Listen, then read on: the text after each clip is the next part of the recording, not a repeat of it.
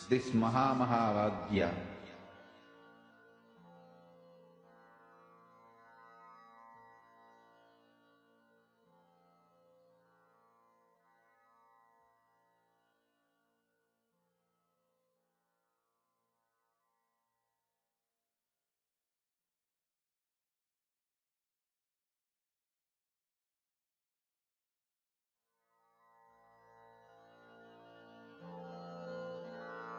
Mahavagya, spiritual lullaby for Samadhi. And Suprabhatam, wake up call, wake up song for Paramashiva. For Paramashiva to manifest. With this one spiritual powerful cognition, chant this Mahavagya. Om Nithyananda Paramashivoham. Om Nithyananda Paramashivoham. Om Nithyananda Paramashivoham. Om Nithyananda Paramashivoham. Om Nithyananda Paramashivoham. As all of us are manifesting, see, please understand, by the time you catch and you start manifesting it, right? As you keep manifesting this power of being able to see in the mirror, you will start seeing how your consciousness, your inner space, and your relationship with powers will just start upgrading itself. The way you will be able to manifest, everything will change profoundly. So it's a very, very powerful experience to have. And I request all the participants, every one of you, consciously sit, make it a point for you to be able to see that. Seeing, like Matattva Priya is explaining, can happen in any which ways. It can happen in any methods. It can happen as just, you manifesting, or it can happen as your experience, like, seeing patterns. Sometimes it will happen as seeing shapes, colors, or just trying to see things in the Jnananjana. Whatever you're seeing, that's fine. But start with it. Don't be stuck to the cognition that it is not possible, it is not happening. Don't be stuck to those cognition. Just go on manifesting, and you will see how you will start seeing clarity in like 4K view, HD clarity, right? So now, as all of us are manifesting this, we're all going to be entering into the next, a very beautiful session. Talking about 11 genders, this concept of gender equality is always something that comes in a discussion, right? Feminism, what about feminism? What about LGBTQ rights? Everything. Hinduism had no concept of feminism. You'll be shocked to hear it. No concept of feminism. You know why? Because there was no concept of what is feminism? Bringing rights, equality to women. But there was no concept of putting another gender down to bring equality. For in Hinduism, there was no concept of one gender being higher and another gender being lower, because gender itself was not a main factor of discussion in our society. Gender, like Swamiji said beautifully, our body is just a cloth for our being. And gender is just another aspect of a cloth. Will you care if your pants or if your shirt's buttons are pink color or blue color? It is not going to matter to you, right? It's just an aspect of your clothes. Just because one button is smaller than the other button is bigger, does that matter to you? No. Same way, every sentient being is treated unique. And every being, a woman, man, a gay, a lesbian, a transgender, bisexual, everyone were treated equally with equal respects. I will not say equally, uniquely, but with respect. Every being was regarded as consciousness. We never discriminated based on gender. That's the most profound attribute of Hinduism. Until invasion started, there was no gender discrimination in Hinduism at all.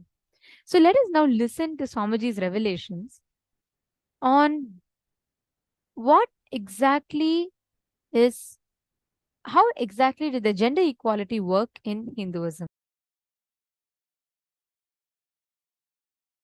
What is controlling mechanism, Making man as just a consumer. By brainwashing him, he is just a body. And the truth, reality that he is a consciousness is being taken away from him. I tell you, when the truth, your consciousness is taken away from you, bull is reduced to bullock. You are castrated to be consumer, just a consumer. Your education castrates you just to be a clerk.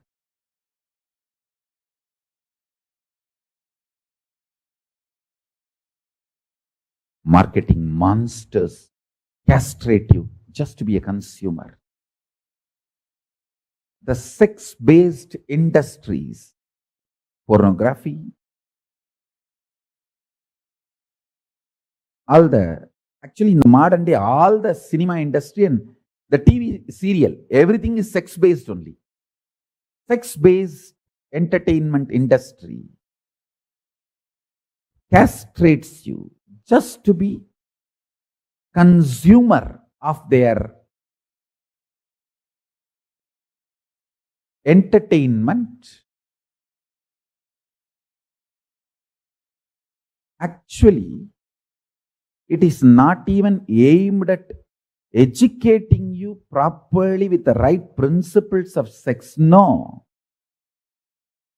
Like many of these theme parks all over the world is not designed for kids. It is designed for adult kids. Adults who are still kids mentally. And many of the entertainment theme parks are not designed for kids. They are designed for the adults who are still mentally enjoying their childhood or mentally kids.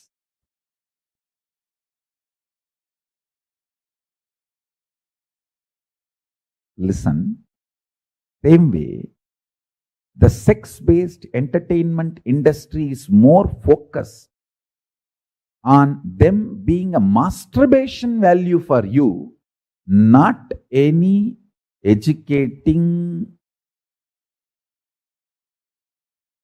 or any useful for your existence.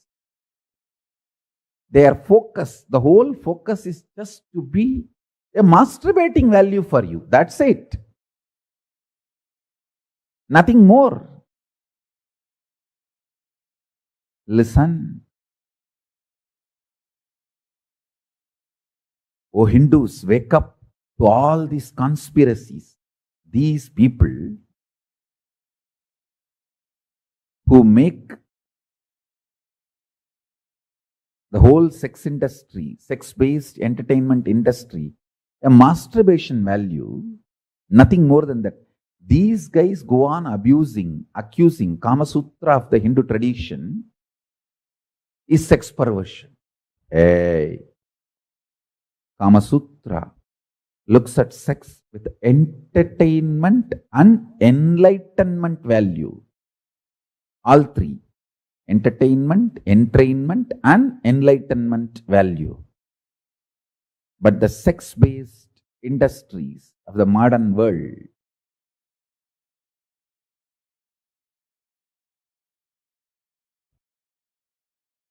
pornography, the whole movie industry,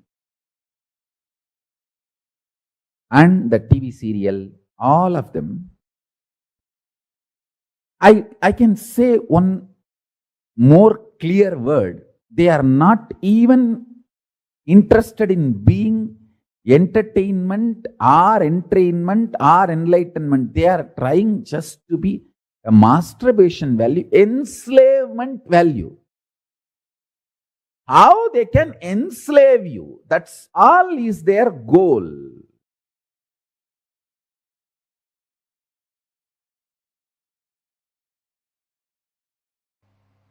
Men always think lust is the biggest suffering. Even a womanizer knows lust is the biggest suffering. But I tell you, it is not lust. It is the ideas of male, female, and the suppression you carry in your muscle. That is the real suffering.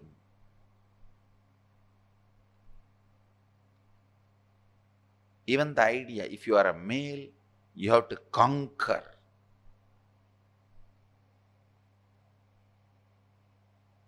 Most of the womanizers not even have so many women in their life for pleasure, because after some time they realize the pleasure does not get generated by constantly changing the external partners. Every womanizer realizes, but it is like a conquering. That stupid idea, if you are a male, you have to conquer, goes on torturing you, goes on punishing you, goes on putting your life in deeper and deeper hells.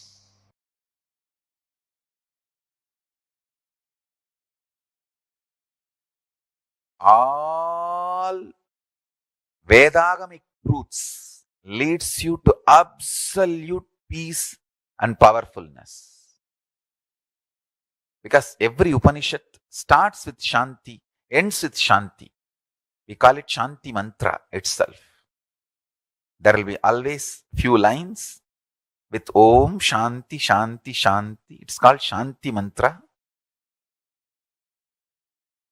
There are around 60 Shanti mantras throughout all the 4 Vedas, used in multiple places.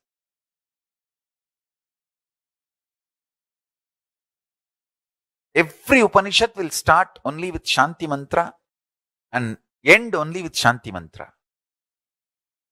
Because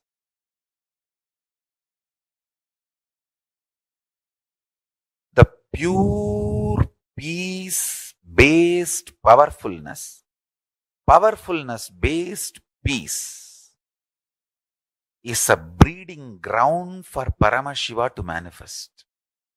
That is why from the time immemorial,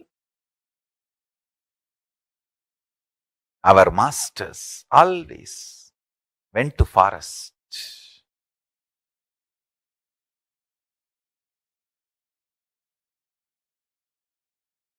to practice Shanti-based Shakti, Shakti-based Shanti. There are 4 basic fundamental animalistic patterns: hunger, anger, extreme violence-based sex, sex-based violence. The mess up of violence being delusively considered as sex and sex being delusively understood as violence. These are the 4 patterns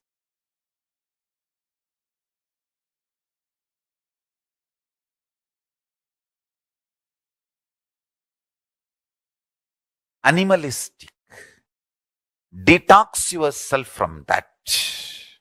You can see funny thing.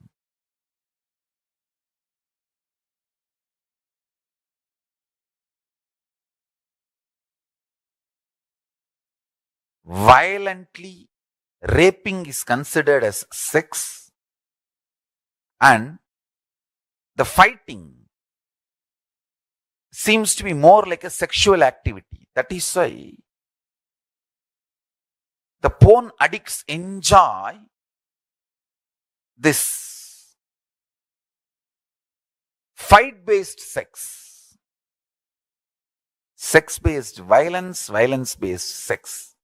one misconstrued as other and deluded into other, is animalistic patterns.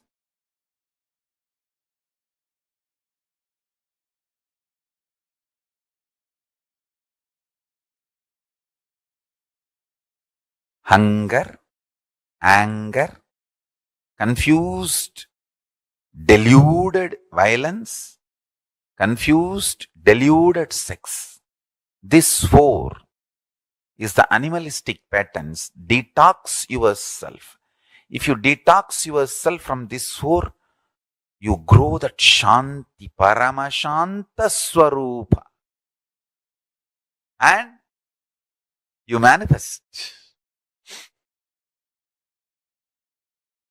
Paramashanta, and you manifest Paramashivatva. Nothing can be compared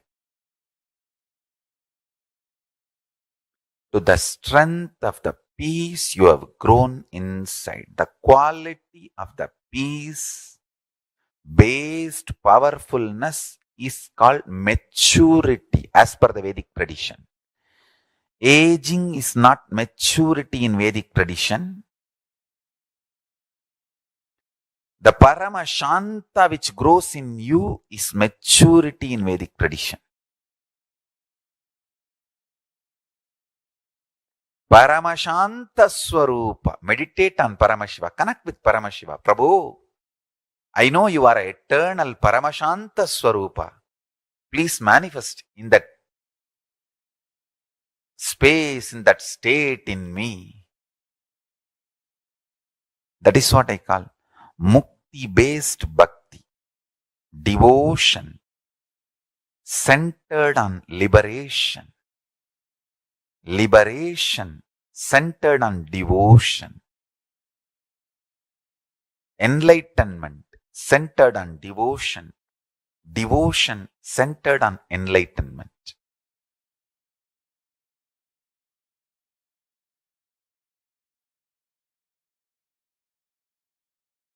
One important thing you need to understand. Why we disrespect body? First thing, we have the idea about beauty. We always have some model in our mind. So we try to become that model. When you have somebody as a model, you don't have a deep respect or love for your body. You don't feel comfortable with your body as long as you have some model. You try to become that model. You try to do makeup, or you try to behave, or you try to live like that model person.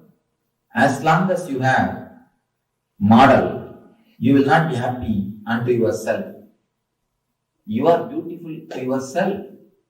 Why should you bother? Why should you care for some other model?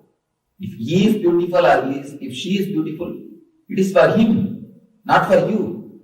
Your body is the closest mechanism available to you. Even if he is beautiful or she is beautiful, it is his body. It's not your body. Why should you have hatred to your body? By getting attracted to that body. Most of the time, when you feel attracted to some model, you start hating your body. You also want the same kind of body. You also want same type of body. So naturally, you create tension in your body. From the young age, you are taught to become like somebody. You are given so many fantasies, so many ideas. You should look like this person, you should look like that person. This is the idea of beauty, that is the idea of beauty. The ideas about beauty enters into your mind and you start disrespecting your body. You start misbehaving with your body.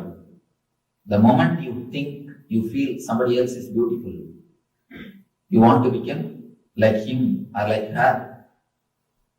Avoid and drop the ideas somebody is beautiful and somebody is not. You are enough unto yourself. You are enough unto yourself. You are beautiful for yourself. Why should you bother somebody else's Beauty. Why should you bother about somebody else's body? First thing, feel totally homely with your body.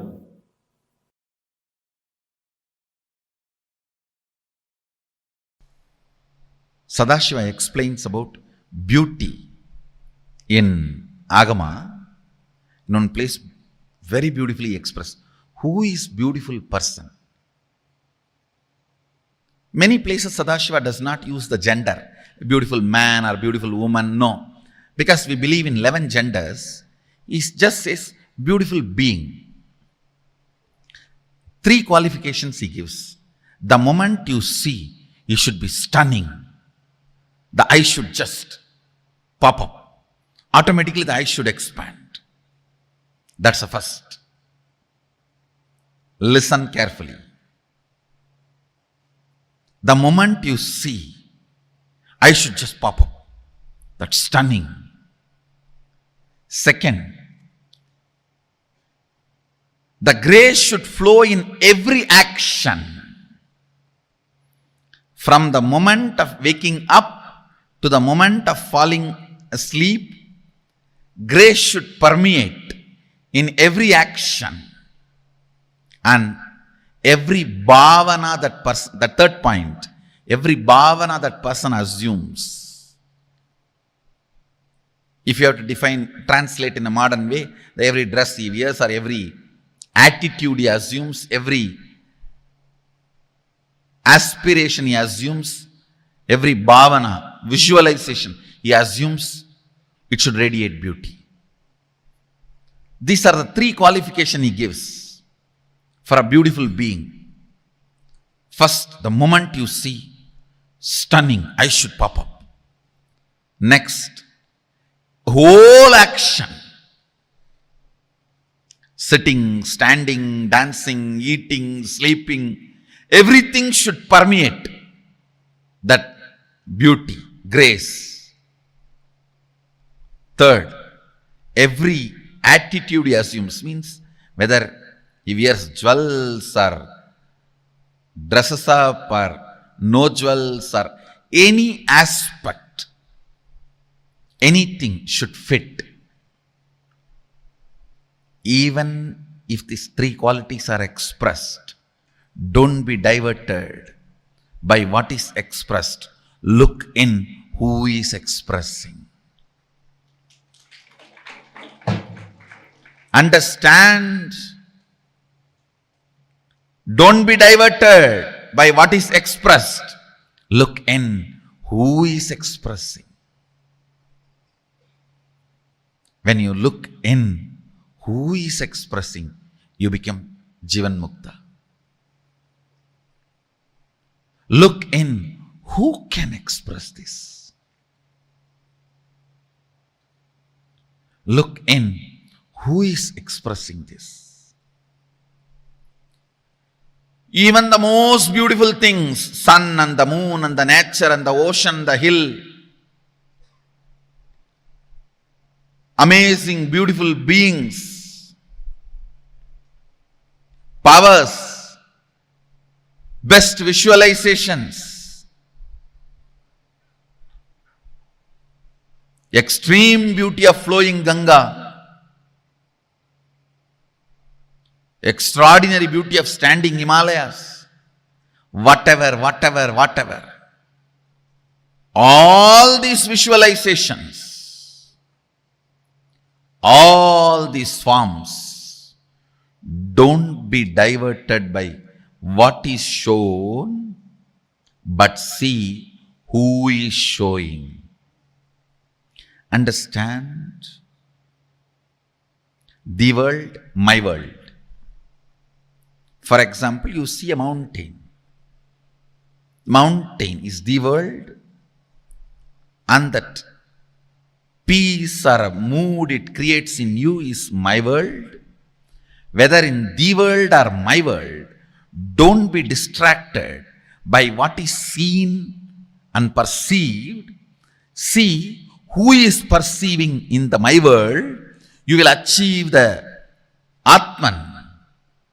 You will achieve the super consciousness. See who is showing all this, you will achieve the Sadashivatva. Whether in the world you see who is showing this, or my world you see who is perceiving this, you will achieve Sadashivatva.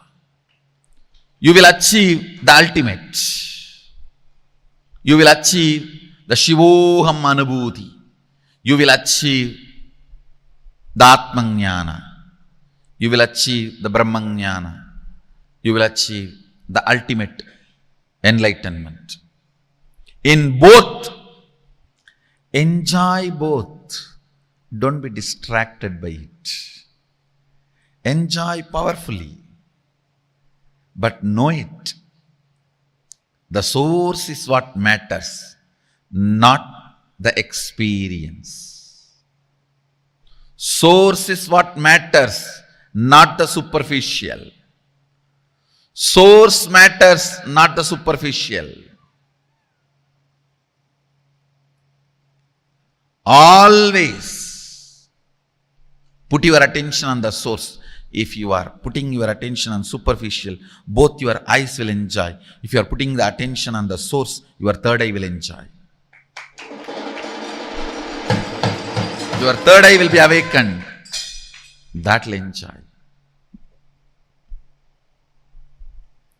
External or internal, let your third eye enjoy always. Understand?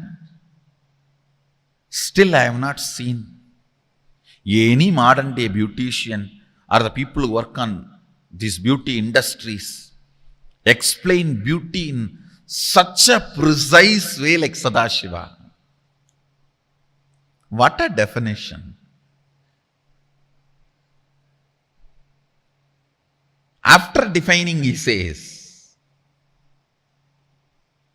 look at the source who is showing, because that is too beautiful which cannot be described.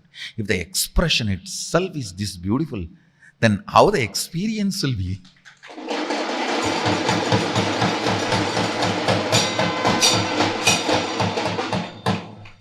If the statement can be so poetic, how the state will be poetry? What kind of a poetry the state will be? If the statement can be so poetry, such poetry, how poetic the state will be? Or if the statement can be so poetic, at what level of poetry will be the state? So let all the glory, visualization, beauty you see in the world or my world remind you to the source. Remind you to the source. Remind you to the source. Viddhi netam yatitam upasate. Viddhi netam yatitam upasate. Listen. Listen. Yachakshusha napashyati ena chakshumshi pashyati means not which is seen by the eye, but because of which the eye, the organ of sight, is able to see and perceive the seen. That is reality. Understand? Not which is seen by the eyes, but by which the eyes are able to see and perceive. Not which is seen by the eyes, but because of which the eyes are able to see and perceive. Listen, this has to get drilled into you. Not by which is seen by the eyes, but because of which the eyes are able to see and perceive. That which is seen by the eye, understand? That which is seen by the eye, not because of that. but because of which the eyes are able to see.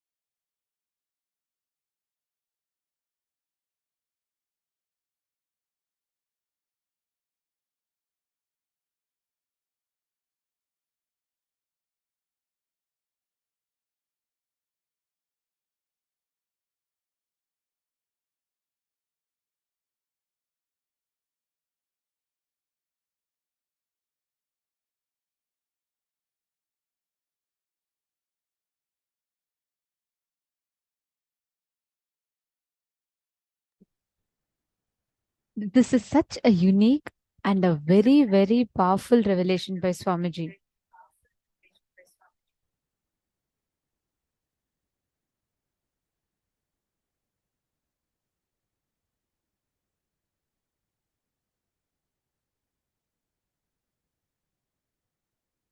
How many times have all of you related to this point where Swamiji revealed one of the key truths in this? The feeling that I am not enough unto myself.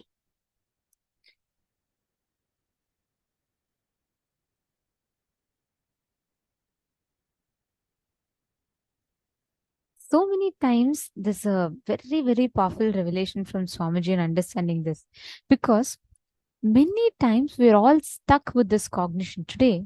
So many people look for that fulfillment, that statement from people outside giving the credits, saying that, why is it not like this? Why is it not like that? So many people look for these credits, right? The way they understand, the way they look for it. There's a very beautiful explanation by, there's a very beautiful experiment that was conducted by, I think, Stanford University or California University. One of these universities conducted a very powerful experiment. It's a real thing that happened. So what they did is they picked a random person and they informed everyone in the family other than the person who was getting the experiment done. So it's just like in a normal day, the man normally wakes up to go for his office. Moment he comes out, right? The wife looks at him and says, honey, are you all right? I see you're a little sick. Are you fine? This man is surprised. He says, what? No, I'm perfectly, I'm healthy, I'm very normal. Then, as he goes by, the daughter, the children ask the wife, "You all right? Very, you look a little tired today. Are you good? Are you doing?" He's surprised. He's like, "What are you guys talking?"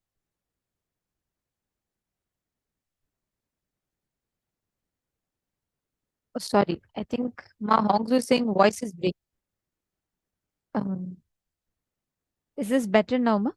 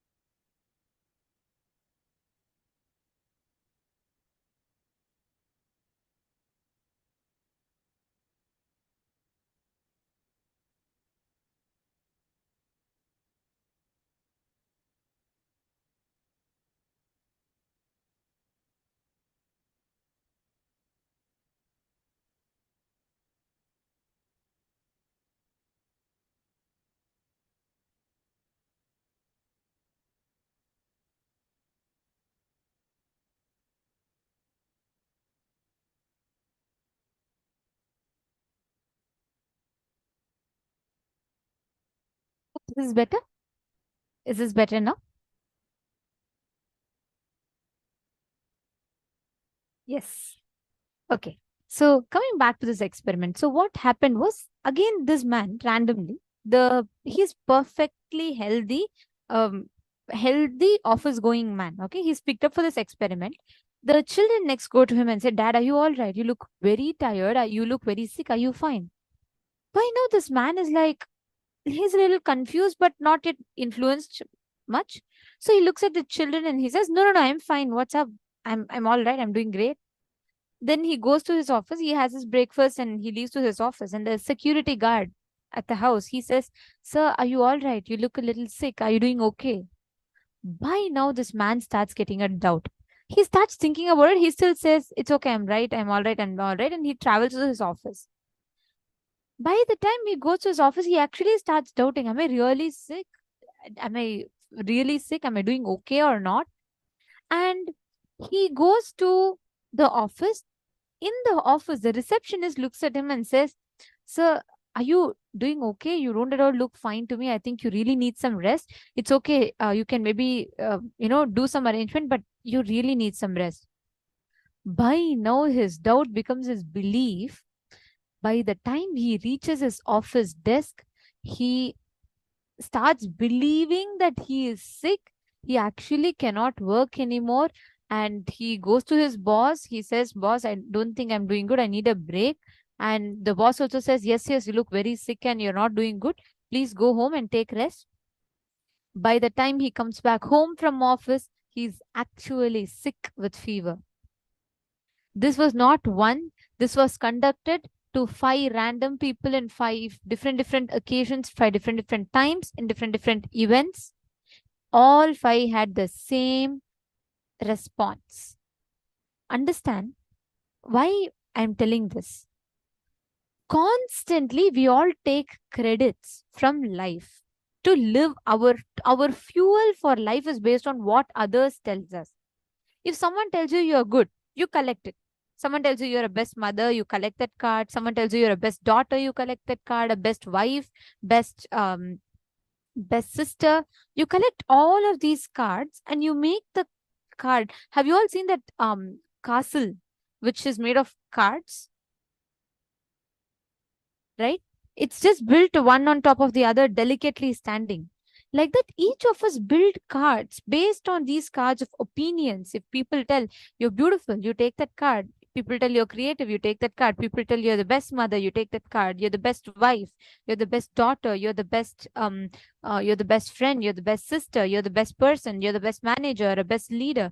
We collect all these cards and build a castle called our identity.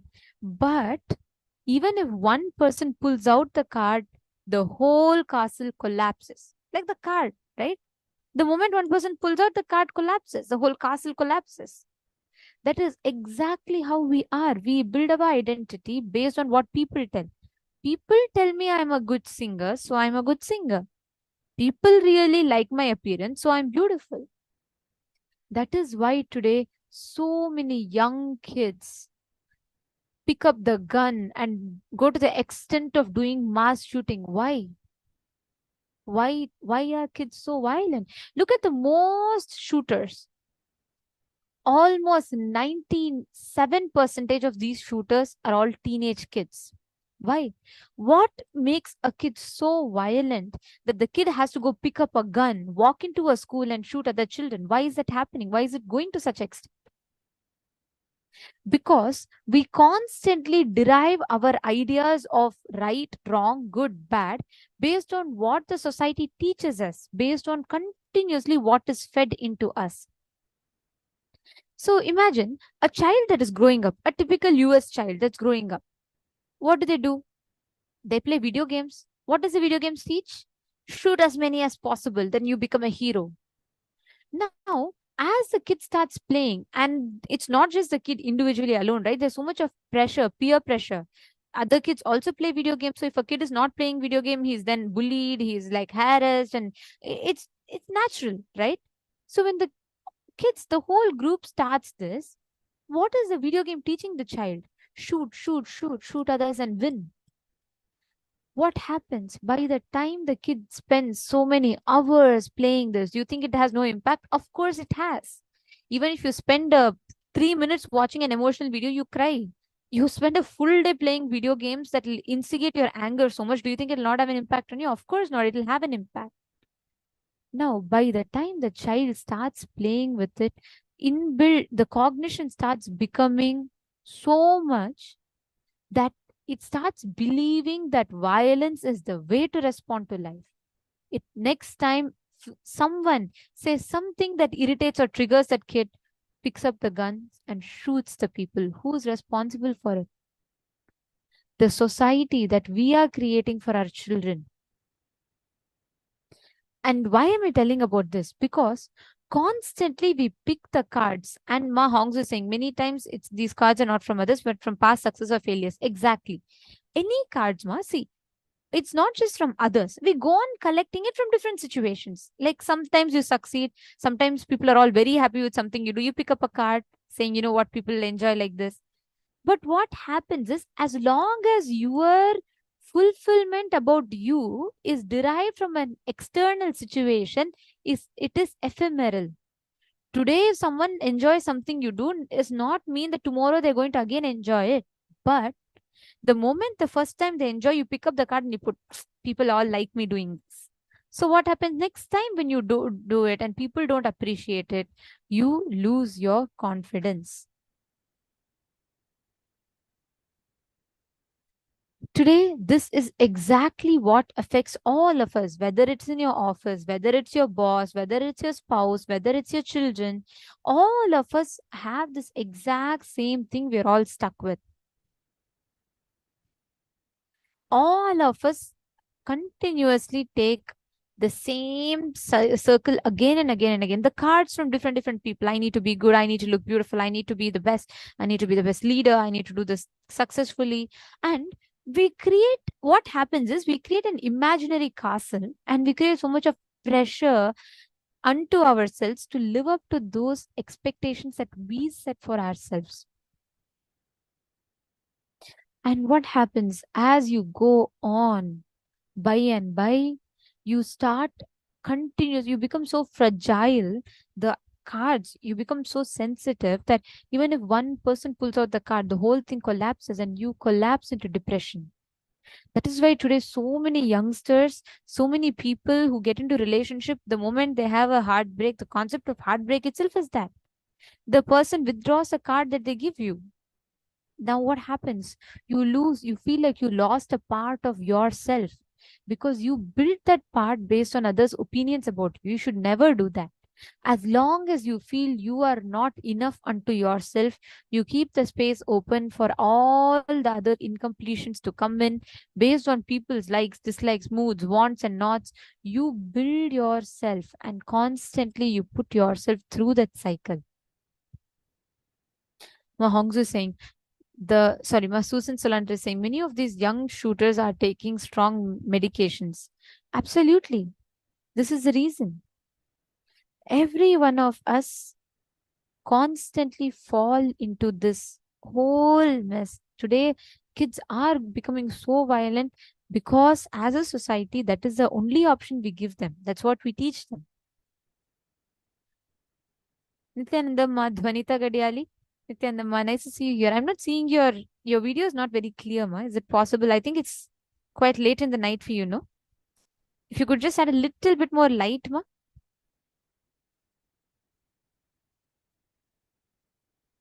Now, every one of you see, where all do you build? How do you define yourself? Let me ask you all a question. Can each of you close your eyes and see what exactly do you define yourself as?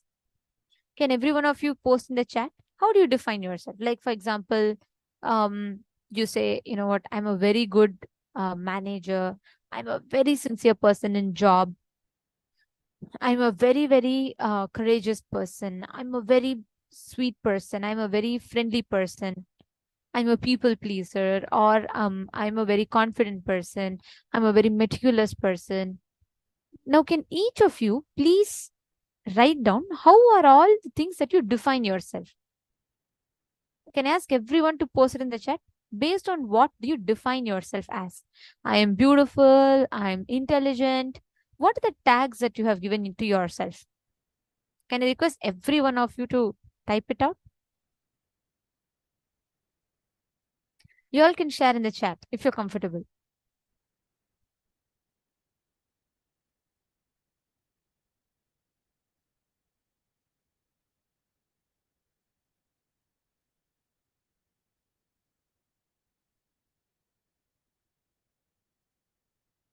All the tags that you give to yourself, please just type it out. Okay, I'm a friendly person. Okay. Come on, everyone. Ma Sonia, Ma Ilka, Ma Mohini, Ma Gurmeet, Ma Kareen.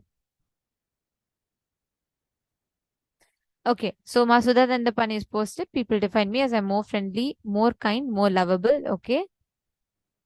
How do you define yourself? How do you define yourself?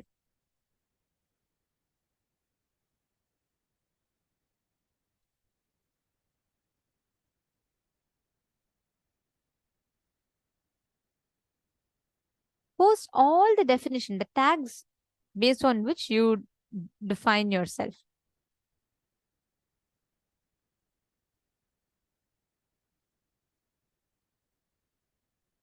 Ma Chingho, Ma Saroj, come on, every one of you. Ma Wei Huang, Ma Naresha.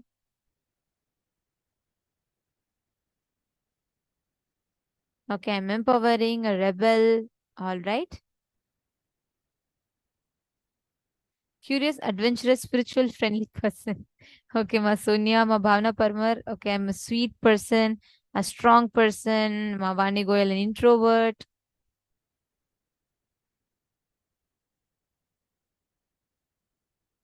I'm a good person, good friend, kid, and loving and giving. Okay. Okay. Now, I'll ask every one of you one question. Okay. Based on what have you derived these definitions? Actually, Masuda and Pani, when you posted itself, you put people tell you you are this, so you feel you are that. That itself shows, see, you are already building your identity based on the cards people have given you. Now, if another person gives you a different card, the cards based on which you built yourself will collapse. Then you will collapse into depression. See, the moment all of you just revisit the tags you have put for yourself. I'm good, I'm caring, I'm loving. Just see how many of these are from the cards that others gave you. Like someone would have told you and you put these cards on yourself. Because someone tells you you're loving, you feel you're a loving person. Because someone tells you you're very kind, you feel you're a very kind person. Each of you, I request every one of you to look back. Ma Bhavana Parmar is saying it's based on the feedback compliments. Exactly. Understand, I'm not saying you should deny or reject people's feedbacks, but the problem is not that the feedback, as long as you keep the feedbacks as feedbacks, it's good. Okay, nice. You're happy with me. I'm good. But the problem does not end. You take their feedbacks and build an identity. It is like you have a huge billboard and you're standing with the billboard saying, I am a loving person against a storm. Constantly what? The billboard will be shaking. Right? That is exactly how all of us are. Just see, even Vani, you may wonder, okay, introvert is not a tag anyone gave me, but see, based on what are you defining yourself as that? Based on what? Some people's definitions that you heard, you picked up the tag and attached it to yourself. Is it not? The moment we take tags from outside and put it onto us, we start defining, and what happens? You confine yourself to only that. You just become that. And now it is very easily like Sudha Dandapani. If someone says, let's say, if 3 people come and tell you, you have suddenly become unfriendly. You used to be nice before. Suddenly I don't feel the same way around you. Will it not affect you? Will it not start telling you, will you not start feeling like, oh my God, is everything all right? And you will start taking that and building. If just it becomes like 5 to 10 people start telling, your whole identity will collapse and you will fall into depression. If people, you don't even need to have people come and tell you you're not friendly. If people stop telling you you're friendly also, you will fall into depression. Am I right? When I say you, I mean all of us. See how many of you have picked up these tags based on the cards that people gave you. Understand, as long as it was given to you, it can be taken back. As long as it can be given to you, it can be taken back. Only if it is something you built, it will be forever with you.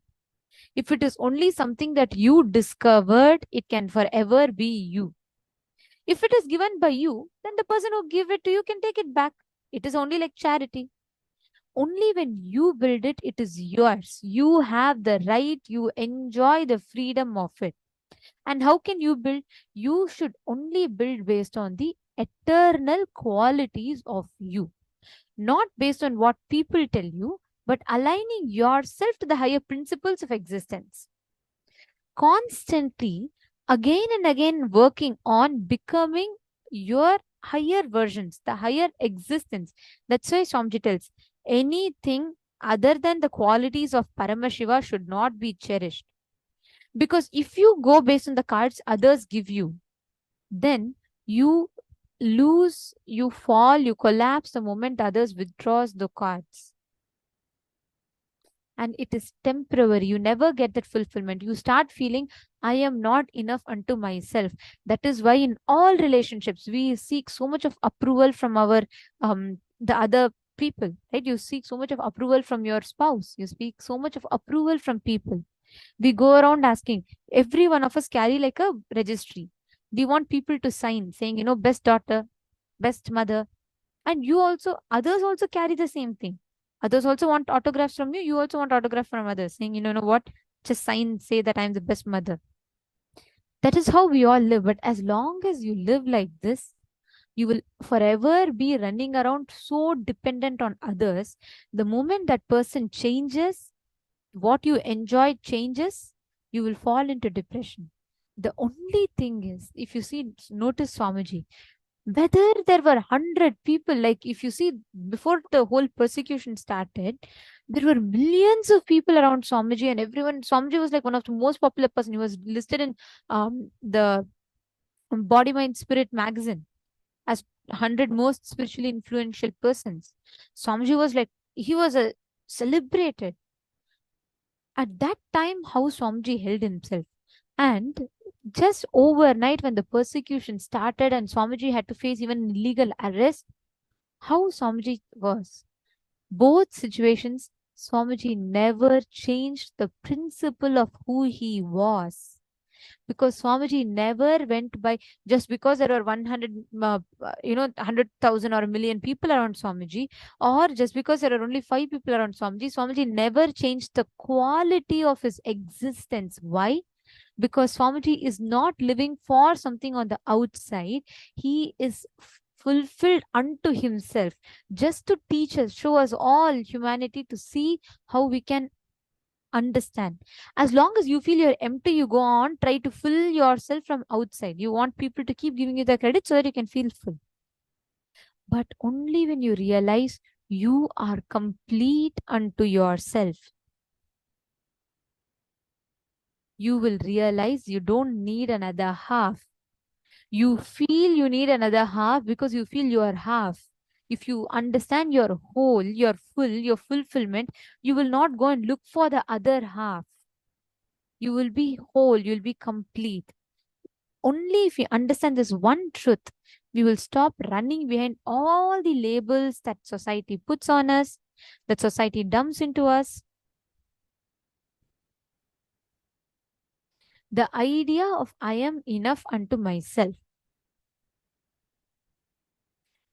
That is why constantly what do? We see a nice actor on the TV, and then we see like, oh God, look how nice her hair is, how nice her dress is. We start trying to adapt ourselves to that. Why? Because we want constantly those credits. Now take a few minutes, each of you write down all the certificates based on which you have built your identity. Take a few minutes. I request everyone to write it down. Write down all the certificates based on which you have built your identity. Please spend a few minutes. We request every one of you to write.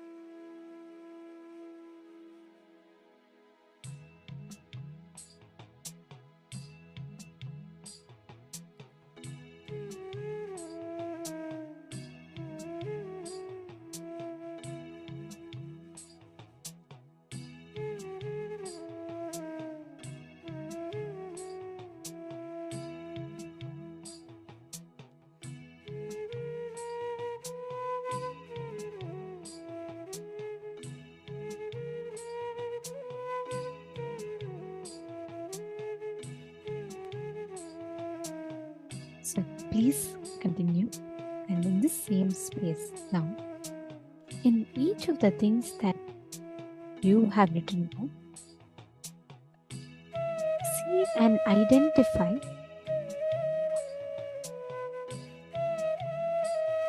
which all are the things where you have taken these cards and decide to completely drop it and complete it.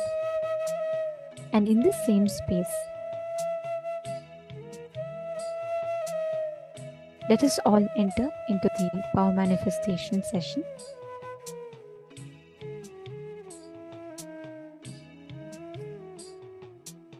Now, all of you, I request all the participants, you're all going to be scanning one object that I have kept placed in front of myself. Okay, so there's one object that is in front of me, and I request every one of you to scan it. Okay, just connect in the same space, just see what exactly is there, and connect to Swamiji and manifest whatever comes in your third eye. You can see in your Krishnashila, and you will see it as patterns, as lines, as anything it could be.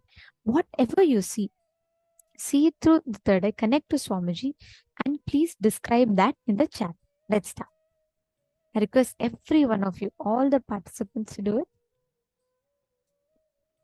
Okay, Ma Sudha Dandapani has posted, Ma, while penning down, I realized this revelation. When I was penning about my identity as kind, lovable, more open, at the same time, I also understood I'm not exactly like this all the time. So, which means I don't have any solid identity. All these are just defined by outside people. I gave meaning to it. Only truth is I am Paramashiva. Exactly. Beautiful, Ma. That's the right one. See, this is why this exercise is so important, because constantly as long as you take that card from outside, Masuda Dandapani, it'll be unstable because you're taking. If something can be given to you, it can be taken back. Correct? That's a simple logic. So as long as you build it based on outside, you're always on shaky ground. The moment you center it on Paramashiva, all the auspicious qualities of Paramashiva becomes yours, that you have to express and experience. So whenever, even if you drift away from it, you will have a solid center to come back to and anchor yourself upon. Okay, great. Now I request every one of you to scan.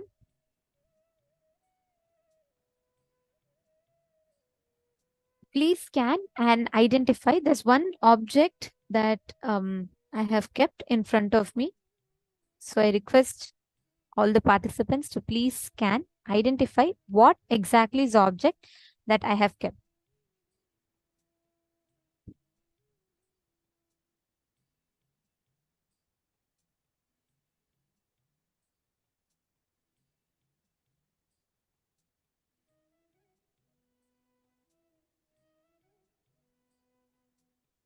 Just connect to Swamiji. See what exactly Swamiji is showing you in your third eye. Chant the Mahavakya. And I request everyone to have the Krishna Shila with you and please see it on that. Whoever have. If you do not have the alchemy products, don't worry. Today during the darshan, Swamiji will be energizing it. So if you already have, please keep it ready.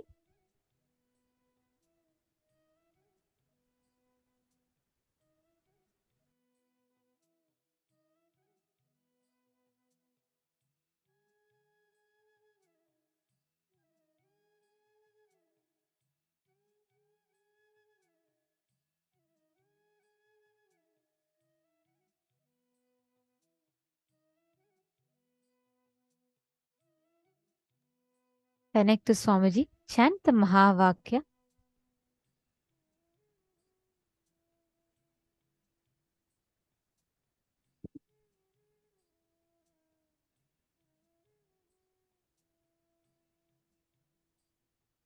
Intensely chant the Mahavakya, you will be able to see it appearing in the Krishna Shila. Actually, you will see it as patterns.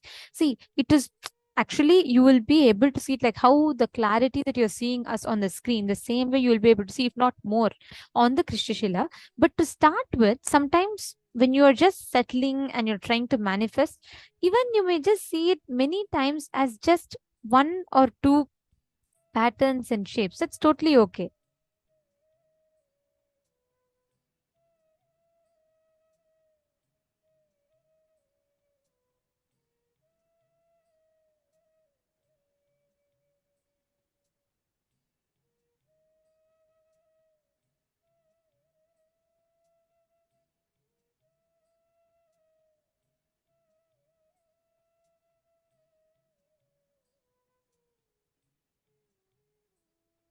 Chant the Mahavakya continuously. You will be able to clearly see, and whatever is appearing to you, just post that. Keep describing that in the chat. Whatever shapes you're seeing, keep describing that in the chat. Come on, all of you scan. Connect to Swamiji, chant the Mahavakya.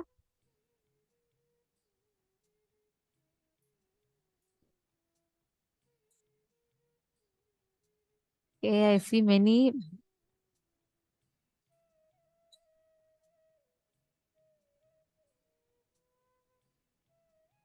Marine, you should not ask me if it is, what is it that you're seeing? See, even if you don't know the name of the object, it's totally fine.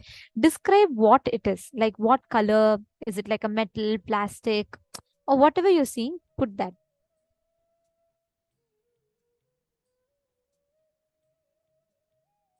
Just go on. See it. You should clearly see it in the third eye and put it. Whatever you are seeing, see it through the third eye and you have to post it. Okay.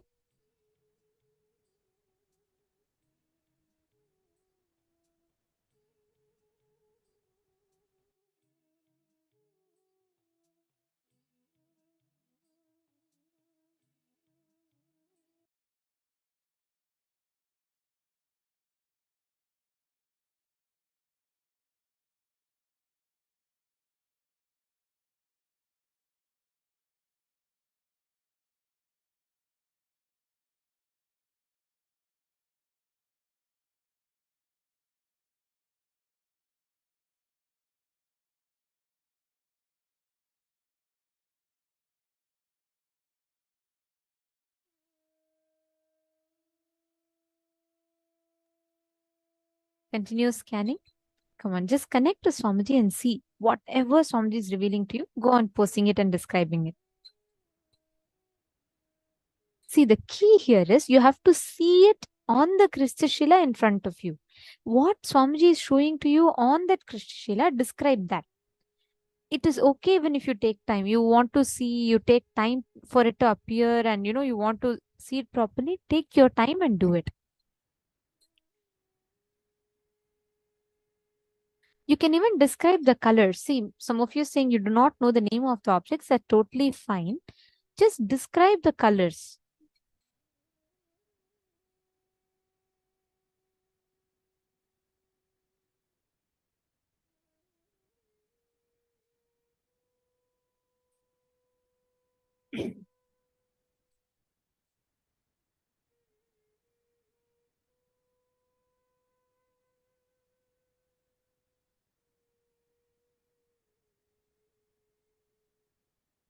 Okay, there are different answers that are coming up. That's exciting. Go on posting. Continue.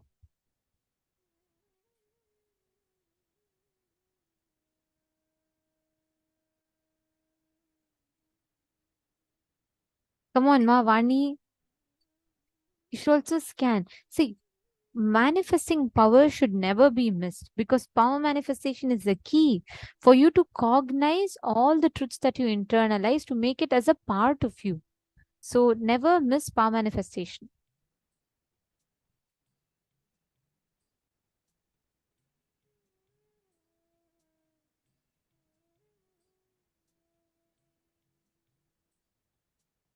Okay.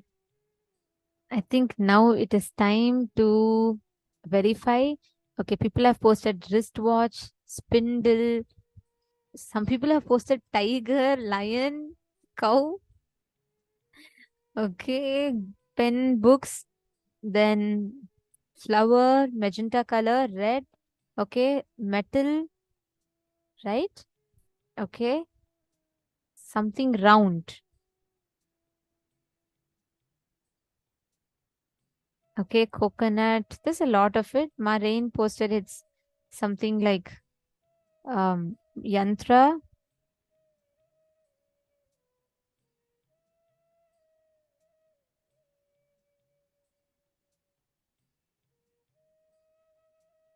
Wow. Okay. Hard metal, shiny brass, mobile handle, Shivalinga. Okay. Great. Ma Aidin Demos and Ma Sonia Rao, both of you have manifested spot on. The object that I kept in front of me was a metal bottle. It's not a metal, it's a copper bottle. So this was the exact object that I had kept in front of me. You all can see this was the one that I was having. So many of you scanned it, right? Actually, Ma Rain, I think you saw this and then you thought it is a yantra and you were saying it as a yantra.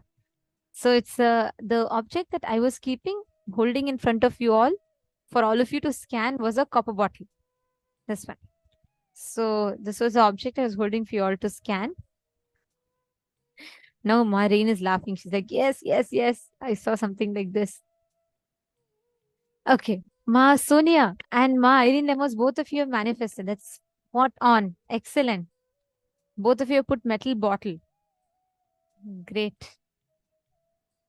Now, as all of us are understanding about it, now we are going to be entering into the next session, a very important one, where we are going to be understanding about the Varna Ashrama Dharma, the misconceptions about castes and the caste system in Hinduism.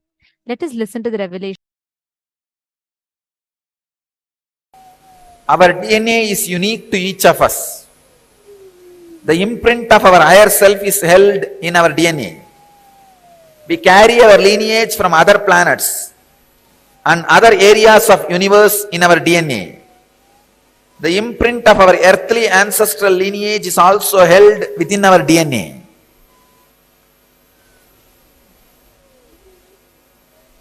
This is what we call in Vedic tradition the Gotra. Which Rishi's Gotra you belong to, we say. The Gotra is your code of other living spaces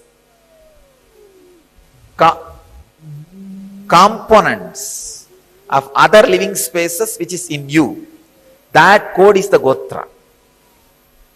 If you say Bharadvaja Gotra, the energy and experience and the DNA Bharadvaja represents is there in your body. And you can access to those energies very easily. If you take up the mantras and spiritual practices delivered by Bharadvaja, immediately you can decode your DNA and the Akashic records can open.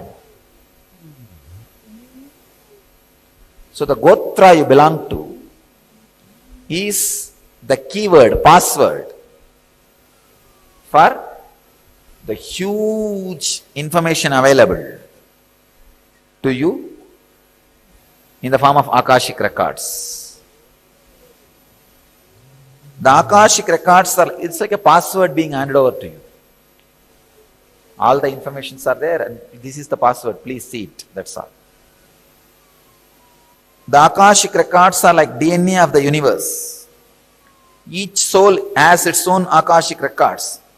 And there are collective records of all souls of all journeys. That's what I call all souls of all journeys, is what I call Hiranyagarbha. So now I'll add some of my insights. First thing, understand, all the information you collected through all your births is available in your DNA. Second, you can access some of them just to understand and not to waste the time doing the same actions again and again, thinking you will have the joy end of this action. See, it's like if you have done certain action and you did not receive the joy which you wanted, and if you forget that you did that action and did not have the joy, you will be trying it again and again in various ways. But if you remember, you did this action, did not have the joy, you will not try it again. You will not waste your time on it again.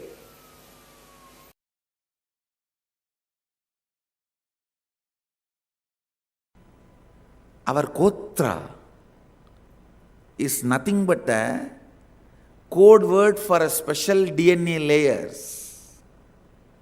Please understand, our rishis have mastered the science of inserting the specific biomemory into a specific DNA layers. So our Gotra is the code word for those special DNAs. When a child is born in certain Gotra, this set of knowledge is already learnt by him. You just need to provide that ambience, he will recover, he will start expressing everything. Please understand. When I was 7, I started reciting the whole Ramayana, Mahabharata, all the 20,000-30,000 verses of Devaram Tiruvasagam by heart. When I was 7, I started reciting all these. I did not even learn language or script. I did not even know Tamil script or Devanagari script, in which all this knowledge is there.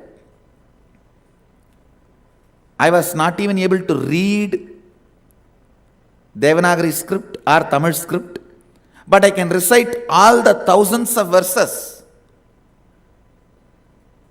from Valmiki Ramayana, from Vyasa's Mahabharata, from Devaram Tiruvasagam. The moment that ambience was provided, whatever was in the DNA, in the biomemory, started expressing. So the Gotras are the code word for DNA.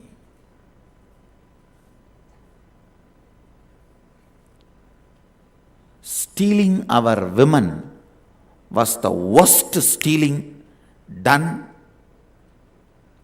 That is the worst conspiracy done against Hinduism. Because the best DNA which our ancestors built with so much of sacrifice. This is what Krishna wants. Adharma bibhavat Krishna pratushyanti kulastriyaha strishu dushtasu varshneya jayate varna sankaraha. By prevalence of impurity, O Krishna, the women of the family become corrupt and women becoming corrupted. O Varshneya, there arises intermingling of castes. Shankaro narakayaiva kulagnanam kulasya cha patani pitaro hyesham lupto pindata takakriyaha. Confusion of caste leads to hell of the slayers of the family, for their forefathers fall, deprived of the offerings of the pinda, the rice ball and water.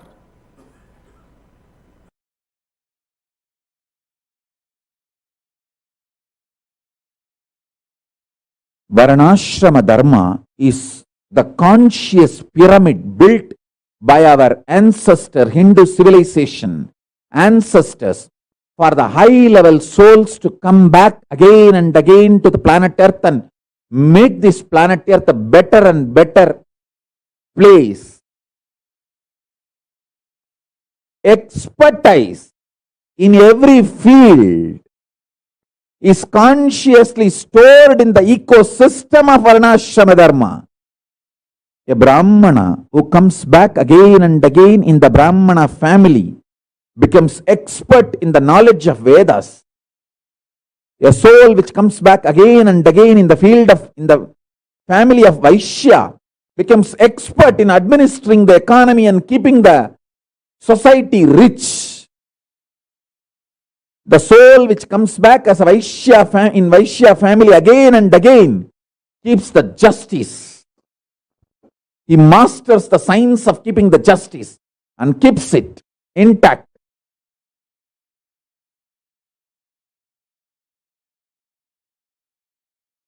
A Shudra who comes back again and again in Shudra Jati and Varana keeps all the technology related to the outer world alive and develops better and better and better. This Varna Ashrama Dharma keeps the enlightened order of the world alive. The enlightened order of the world, sovereign order of Kailasa, is Varnashrama Dharma. It's a great science.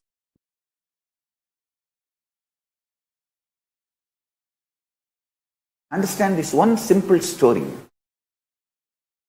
A small kid goes to Guru and asks the Guru, please admit me into the Gurukul. And Guru asks, which community, which Varna you are from? Not caste. Understand? Which Varna?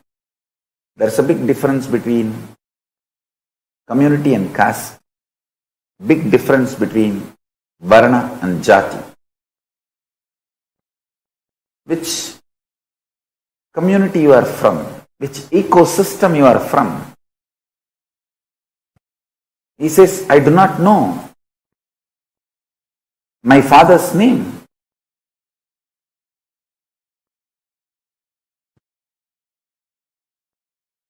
The Guru says, please go and ask your mother and come back. He goes to his mother and mother says, I do not know the name of your father. Who fathered you? The boy comes back to the Guru and tells, my mother says, she do not know who fathered me. And Guru's eyes as bliss tears and he says, hey, you are speaking the truth. You are a Brahmana Varna. Please join the Brahmana Varna class. This story has multi-layer meaning. Means based on the karma, the guna, the community was divided. Based on the birth, jati was decided. And there were multiple jatis in one community, in one varana, multiple jatis existed. For example, the Brahmana varana, Kshatriya varana, Vaishya varana, Shudra varana had multiple jatis inside. The Brahmana varana had multiple jatis inside. For example, in the modern day, in India, how this forward community seal is given and the whole Brahmana varana is denied all the resources of the nation. The whole forward community, all the communities classified as a forward community, we can take it as Brahmana varana. Understand this very important thing. Brahmana varana is not just one Brahmana jati. Multiple jatis were part of that varna. So varna is different, jati is different. There were many people who were doing the job of the Brahmin of teaching the knowledge, were added as part of the Brahmana varana. Brahmana jati might have predominantly done the job, but Brahmana varana is not Brahmana jati alone. British studied all this very subtly and created absolute false narrative and made us believe their false narrative about us by constantly teaching the false narrative to us.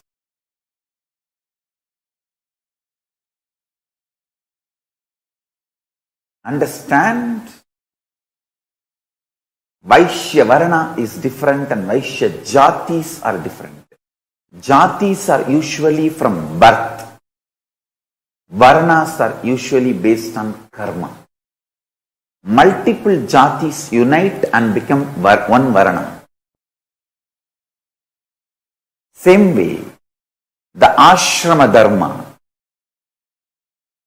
I tell you, even Hindus do not study fully, and of course, unfortunately, this mass media cult and entertainment cult, so much of misinformation.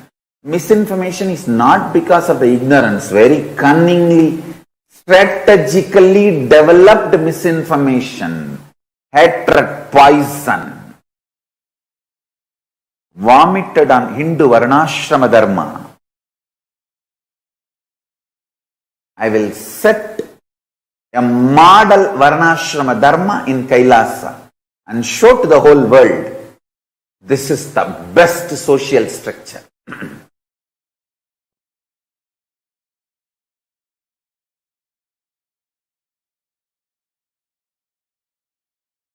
It is such beautiful system where the responsibilism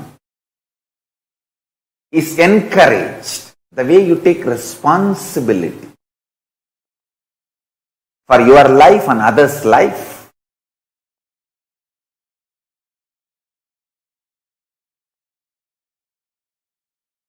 Decides your varna and ashrama.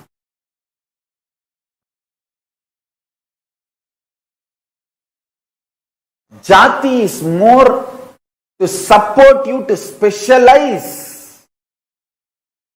in some field.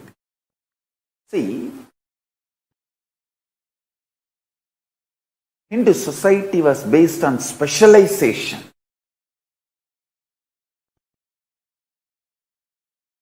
A Brahmin specializes in that knowledge.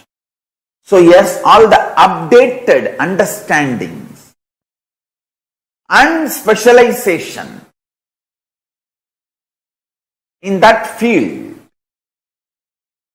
he specializes everything related to past and updated current understandings and knowledge and new research and discoveries in the field of teaching. So naturally, anyone goes to him, gets the best in that field. Same way the Vaishyas, Kshatriyas.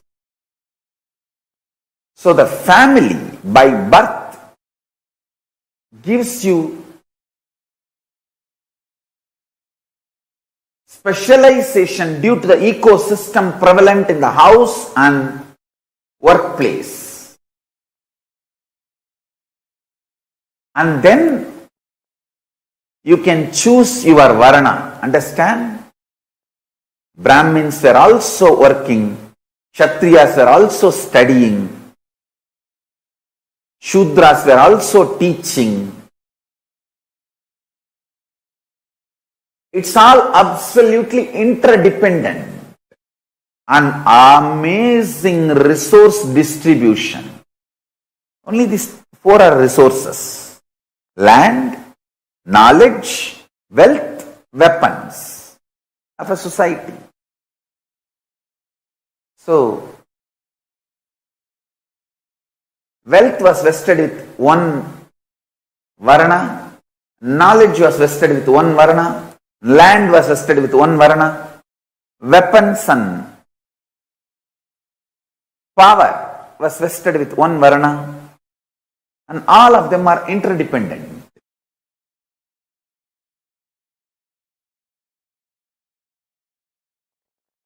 Understand? Just like a jati and varna, for example, you may be born in the jati of Brahmana and you can choose, decide to be Kshatriya. Nothing wrong. You may be born in the family, jati of Kshatriya, and you can choose to become Brahmana, like Vishwamitra. Nothing wrong. You are accepted and given the topmost title Brahmarishi. Same way, you can be born in Vaishya family and you can choose to become Brahmana. You are accepted into Brahmana Varna. Nothing wrong. Understand? The Varna, including, accepting, updating, keeping it alive, that body, Brahmin's body, Sannyasi's body, Guru's body, that body was attacked and destroyed by Mughals at that time, because that body was keeping the Varna Ashrama Dharma alive. The Akhadas were the body, keeping the Varna and Ashrama Dharma alive. Jati is the structure, gives you the possibility of ecosystem. For example, if you are born as a Brahmin, you are given that ecosystem to evolve and become the part of Brahmana Varna.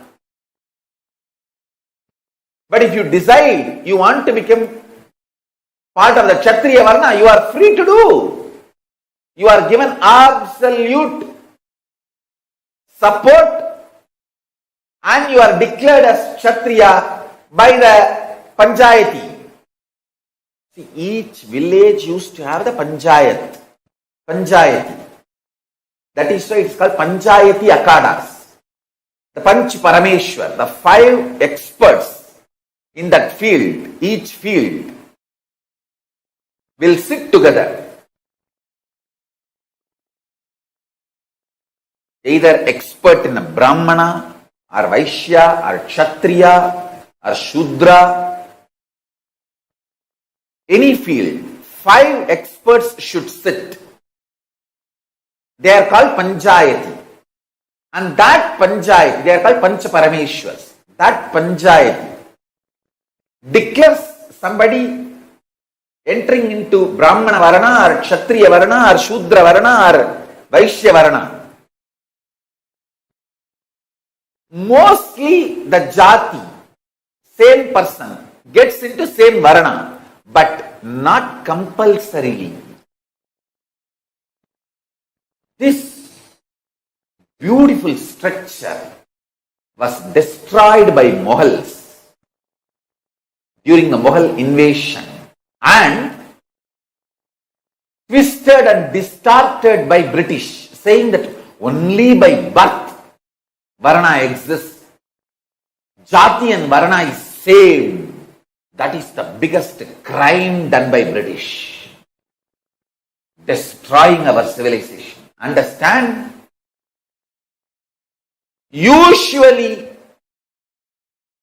the Jati person gets into the same Varna, but not compulsorily. And one more thing, Varna is only 4. Varna is only 4. Jati is more than 30,000. That itself should make you understand. Varna is different and Jati is different. Jati is 30,000. Varna is only 4. And the beauty is, if you do not want to fit into any of these Varna or Jati, you are free to declare yourself as Adhyashrami, Paramahamsa, and live the life out of the grid.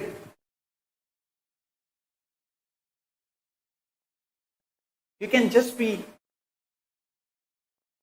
out of the grid lifestyle and you are respected by the people who are living in the grid. They give you food, support you and worship you. You don't need to become a thief, robber or antisocial element. You can be beyond society, above social element. That's the beauty of the Hindu society. Many Hindu scriptures describe the cosmic beings, gods, goddesses, incarnating and manifesting in Shudra Sarira.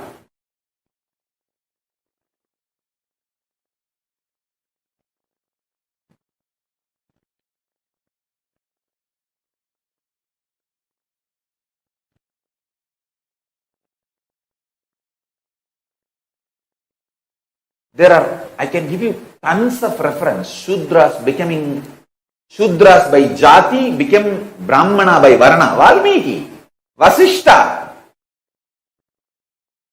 Shudra by Jati, but Brahmana by Varna.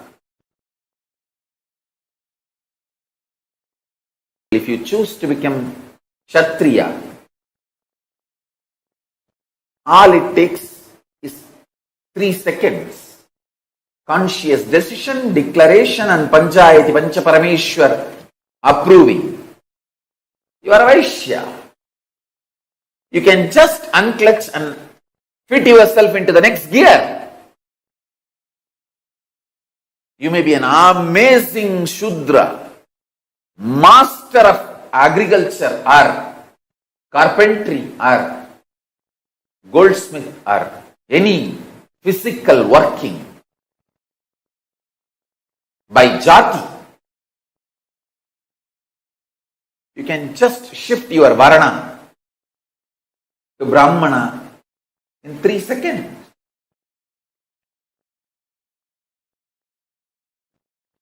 Understand? There are tons of evidence.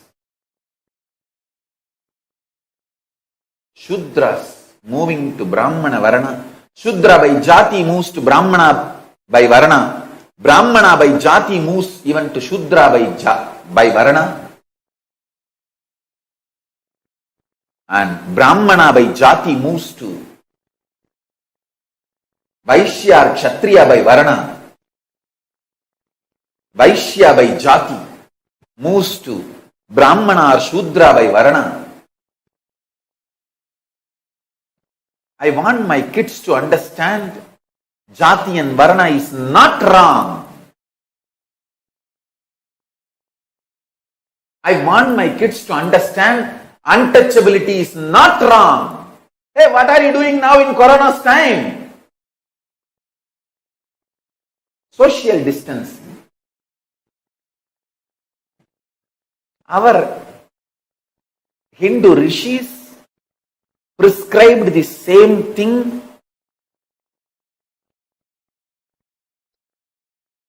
only for health purpose. Understand, later on British made us believe it was inequality. Understand one thing, Rama, the great Kshatriya Mahaburusha, hugs Guha, supposed to be Shudra.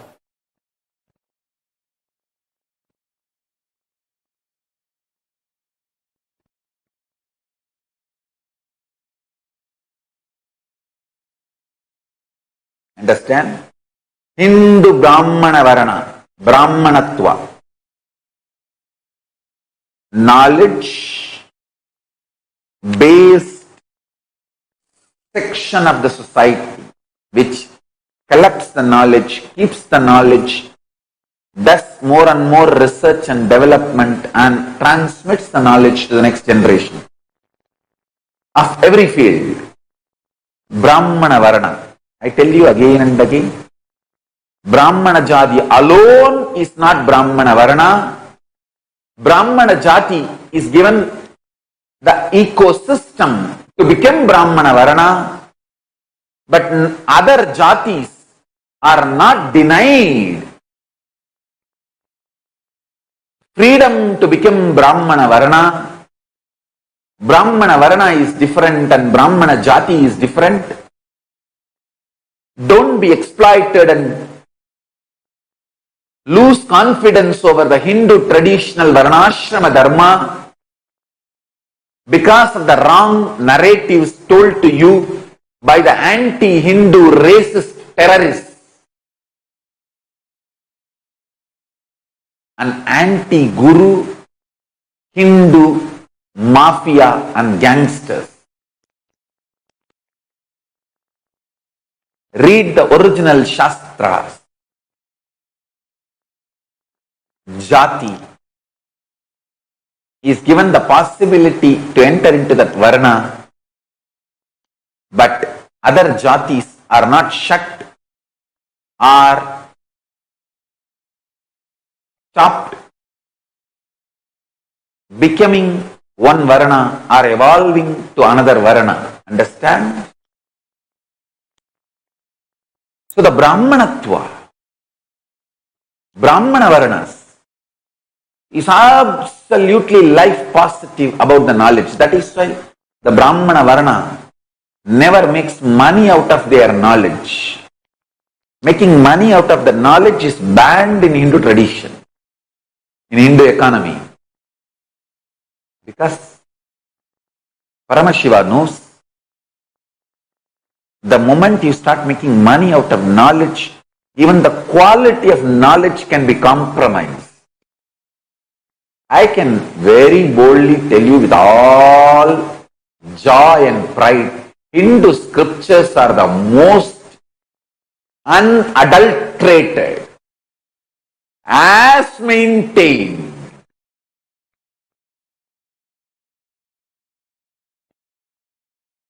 as purely as it was uttered, revealed in the beginning. The Vedas are as it is from the time Paramashiva breathed it to Parashakti to Vishnu, Vishnu to Brahma and the Guru Parampara. Narayanam Batma Bhavam Vasishtam Shaktinja Tatputra Parasharanja Yasam Sugam Gauda Patam Mahantam Govinda Yogindra Matasya Sishyam Sri Shankaracharya Matasya Vatma Padanja Hasta Malaganja Sishyam Tamtroda Ganmartikakaramanyan. The whole Guru Parampara, unadulterated, Hindu Brahmana Varana is enlightening. Hindu Kshatriya Varana is empowering. Hindu Vaishya Varana is enriching. Hindu Shudra Varna is encouraging, always contributing. Varnayate anena iti varnaha. Varnyate anena iti varnaha. That which is based on description of quality and action is varna. Jati.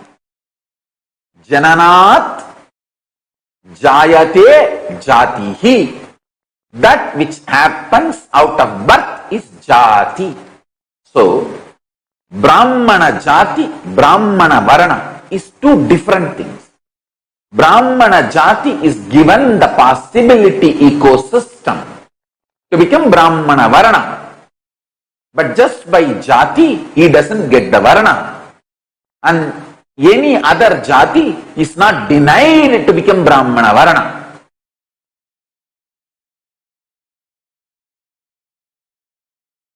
What is the difference between Varnashrama Brahmin wisdom and Chandalatva of decision fatigue? First thing, understand. A Brahmana who lives the Brahmanatva, a proper Brahmanatva, will go on be making decision and grounded in reality, will never get caught into this matrix. You see, actually, a Brahmana established in Brahmanatva runs the whole kingdom and the society by making decisions.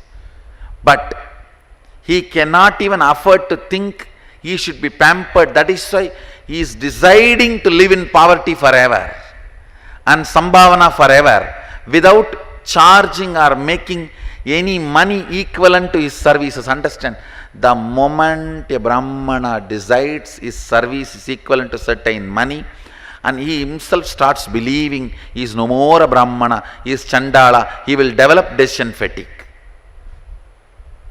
He will develop decision fatigue.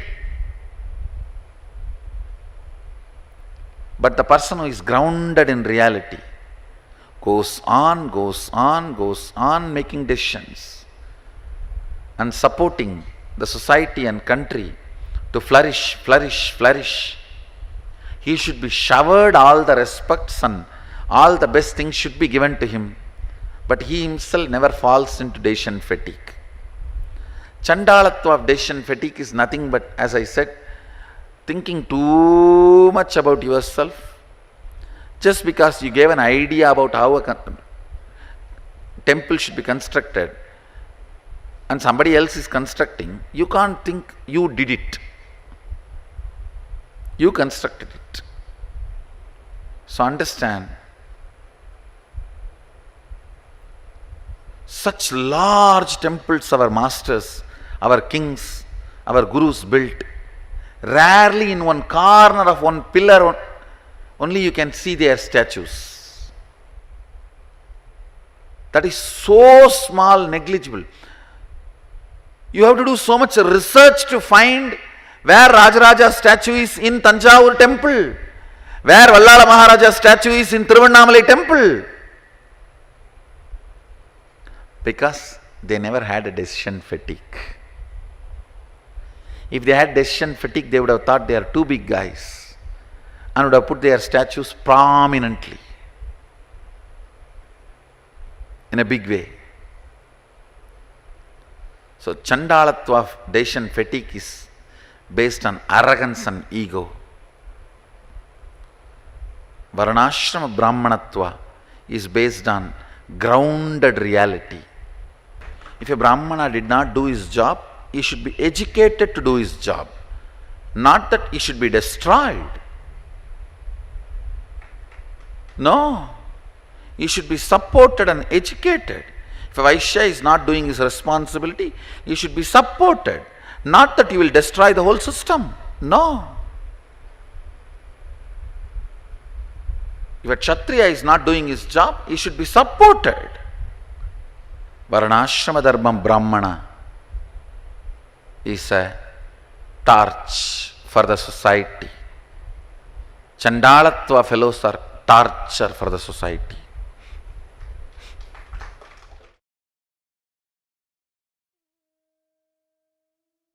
understanding the Varnashrama Dharma, like there are so many misconceptions that the society feeds into us about this caste system, right? How exactly the caste system functions. There's so many misconceptions that the society teaches us. Be it the understanding about how the varnas are and different castes are, all of this. It creates a lot of gaps in the way we understand it, correct? So beautifully Swamiji explained here. It is not based on birth, it is based on how they live, what thought currents they are, what kind of quality they are that they exist with. It is based on this that the Varnashrama Dharma is created in Hinduism. And Swamiji made a very, very important statement in this. Swamiji beautifully said, it is because of the Varnashrama Dharma system that Hinduism is the longest surviving civilization that we have had so far. That itself shows the power, how exactly the Varnashrama Dharma system has made Hinduism so successful. Because most of the times there's so many misconceptions that the society feeds into us. The moment you talk about Hinduism, how many of you have heard different misconceptions on caste? Can I request all of you to post in the chat? And what is it? What are the common, the moment you hear about Hinduism, something that comes synonymous is caste system. Unfortunately, it's always misrepresented. So how many of you have heard about this caste system and what have you heard? Can I request all the participants to share?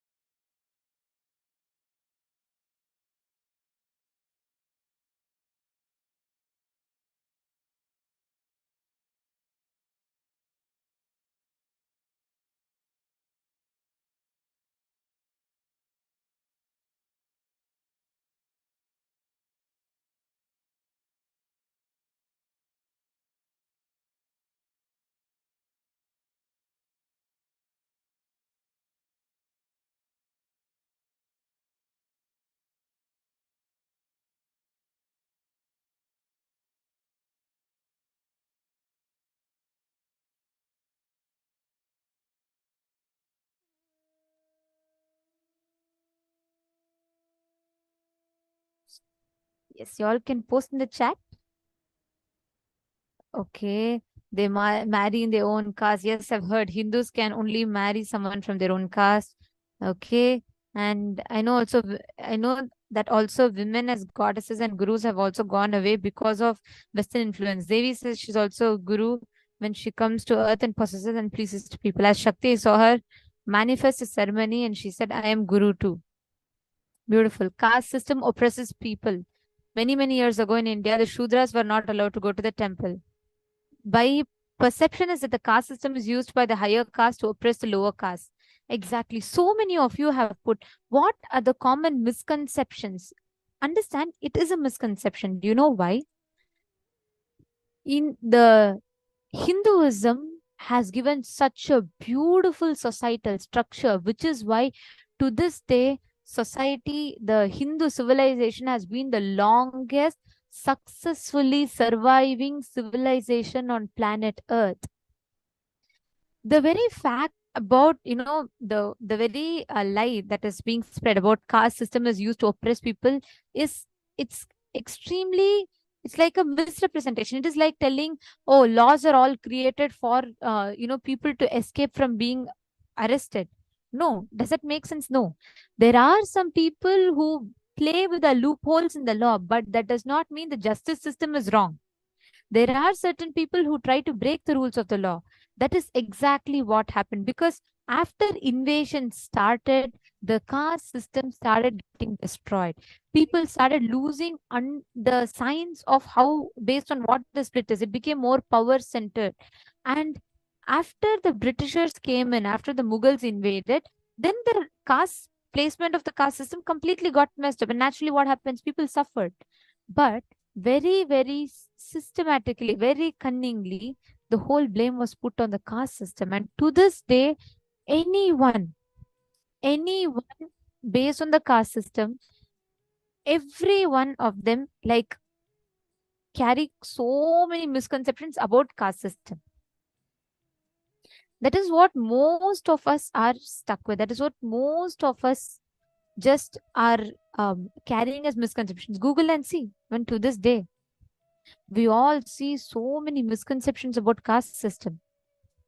Okay, Ma Vaideki is asking, Ma, when Shudra moves to Brahmana, which jati would they move to? As each Brahmana jati wouldn't allow to maintain their lineage, as intermarriage would disrupt the knowledge transfer. Please clarify.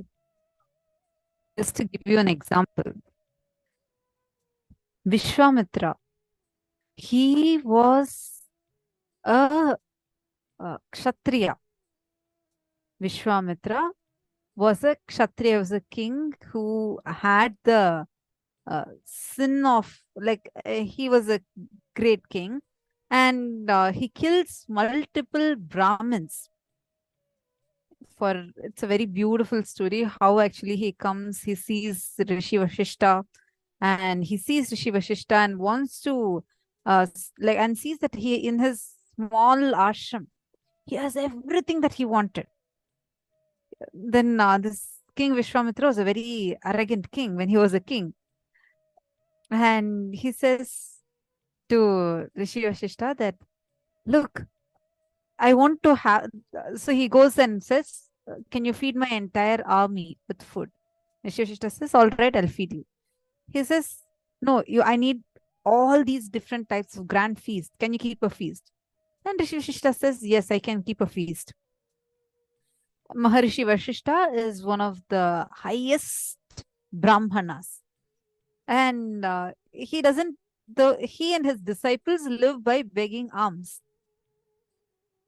And suddenly, the moment all of Vishwamitra's, the king's entire army comes and sits, and they are not able to even fit into the ashram. They're all sitting around the ashram. There's like thousands of them, but everybody gets food. This king is shocked. He's like, a rishi in such a small ashram is able to supply so much of food. There must be some secret. He goes and asks, how did you do this? It's so magical. I can't, even if I have called my royal chefs, they would have struggled to feed this entire army with such a grand feast. How did you do it? Then Brahmin Maharshi Vashishta answers that all I did is I have a special, due to my tapas, I have acquired the daughter of Kamadhenu, Nandini. It's a cow who she's a Gomata and she'll grant anything that we want. So I just asked her and she only manifested this whole feast. And the conversation, and this guy is shocked, this king is shocked. And he tries to possess the Gomata Nandini. Rishi Vashishta tries to stop him, and the battle ensues, and this king kills all of Rishi Vashishta's disciples. But Rishi Vashishta ends up defeating the king, and the king is then only he realizes what a great sin he has done. So to repent for that sin, he says he also wants to achieve the same space in the state that Rishi Vashishta is in. So a king who's in the Kshatriya Jati and Kshatriya Varna decides to move to become a Brahmana, and not just normal Brahmana, but to go to the highest state in the Brahmana itself, which is to become a Brahma Rishi. He does intense tapas and becomes a Brahma Rishi and becomes one of the gurus of Bhagavan Sri Ramachandra Prabhu, the Uttama Purusha. How did this happen? It is because the moment Vishwamitra's anger started coming down, he did intense tapas, realized where he was stuck, came out of the blind spots, did the intense completion and tapas, he became a Brahma Rishi. Understand, it is the consciousness that a person is in which was given the Varna. Jati is based on, like how so beautifully Swamiji revealed it to us. Jati is based on your birth.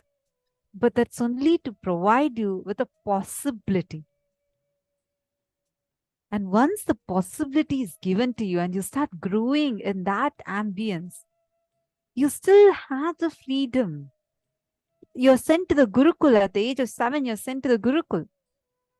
And by 16, you master all the sciences based on your aptitude, attitude, space, interest, intention, and your consciousness. The Guru declares, what Varna are you a part of?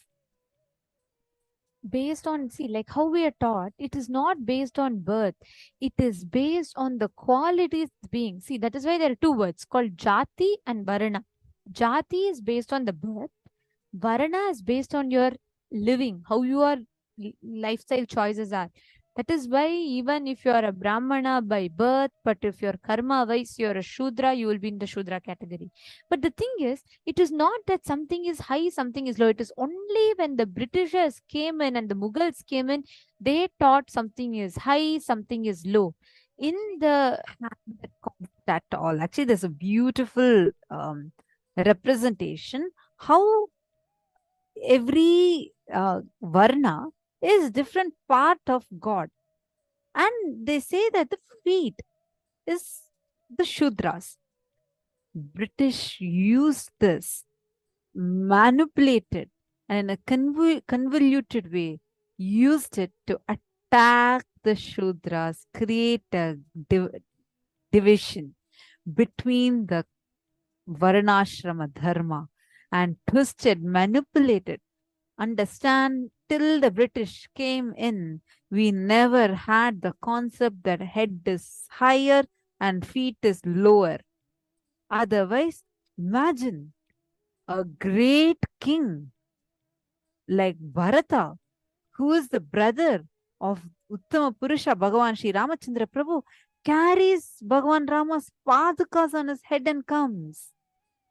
Understand, if feet was considered something low, he would have not done that. No, you will always see in Sanatana Hindu Dharma, all the Puranas, we have a tradition of Guru Puja to the the pada puja to the Guru and worshipping Guru's feet. We'll always say, let me always be in the lotus feet of my Guru. So we never actually had the concept of head is something higher, feet is something lower. Next time, if someone tries to tell you about this whole thing about caste system, you can tell them this. Now you are empowered by the real knowledge from Swamiji. Understand, caste system is not part of Hinduism. Varnashrama dharma is not the same as caste system. Actually, I remember an incident. I was reading this Manudharma Shastra, and this is a translated version. So it had some shlokas, and there was a translation of those shlokas. And this was some other Westerner who had translated it. I was trying to find out some reference, and I came across this one shloka. Oh my God! Till now, it just shocks me. The shloka says about how the society is supposed to be divided, jati separately and varna separately, and how based on the consciousness, the varna needs to be classified. The translation says, they use for jati, they say that's caste system, and varna, it's actually in Sanskrit, varna, that word varna is the same word for classifying, is the same word for the description of a shape, is the same word for color, and for this varnashrama dharma. It's a very small difference. Based on the context, it changes. The translation said that we were, as Hindus in Manudharma Shastra, it was mistranslated into, oh, the society is supposed to be divided based on colors. I was like, oh my God. If Swamiji had not already given us a true knowledge, anyone reading it would have been fooled. Come on, we never had there's no reference in the entire Puranas anywhere where Hindus are being divided based on color. That concept of color never existed. But because the British came, they stole all our scriptures, burnt our libraries for months together. All our universities were shattered, broken, bombed, and destroyed, burnt for months together. And people like Max Muller learned Sanskrit from the sole intention of mistranslating and wrongly misguiding the Hindu youth at that time, feeding the poison into them by sowing in the seeds about their concept of classification in the society, and brought in caste system, which was never part of Hinduism. Understand, as a Hindu, we all should actually, it's only because of Swamiji we all are even getting this true knowledge. Varnashrama dharma is not the same as caste system, and Varnashrama dharma only is the best societal structure, keeps the whole society together, because the power is beautifully divided into 4 parts. Money is given separately, human resources separately, the knowledge is in another group's hands, and the political power is in another group's hands. And it's so beautifully planned that, understand, if you are taught something wrong about Varnashrama Dharma, you should be informed that it is an exploitation crawling into you, because continuously, by systematically targeting these systems, which are very conveniently misrepresented and maligned in the eyes of the public, demonizing these traditions in the eyes of the public, our own the principles, the values that we are taught is completely shaken and removed from us. The experience that you get through this whole powerful process, right, of the division, the class system, it is not that, see, for example, let's say today, money, power, human resources, everything is under the control of one section of people. Like, for example, politicians. Watch closely. So many politicians have so many means. They're all like extremely rich. They hold the money control also with them. And even those people who are all like rich businessmen have a very, very significant political influence. Similarly, the human resources under whom? The same businessman who's rich has the human resources under him.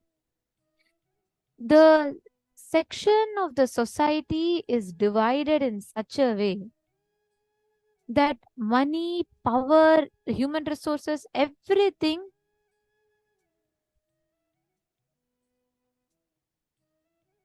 is divided under the same person. So what happens naturally? They exploit, they use this to control the society. It becomes more like a monopoly. But our system was so beautiful, so intelligently planned that for a king to rule, he alone, it is not just his power and he can rule. No, he was dependent. The priests being happy, the Brahmanas being happy had a significant impact on the king running the kingdom. Similarly, the Shudras. Only if the Shudras do the farming, the Brahmanas will get food to eat. Only if the Brahmanas teach, then the Vaishyas can function with business. Only if the Vaishyas earn, the Shudras will be able to circulate that money and make they'll be able to do the farming and all the necessary activities.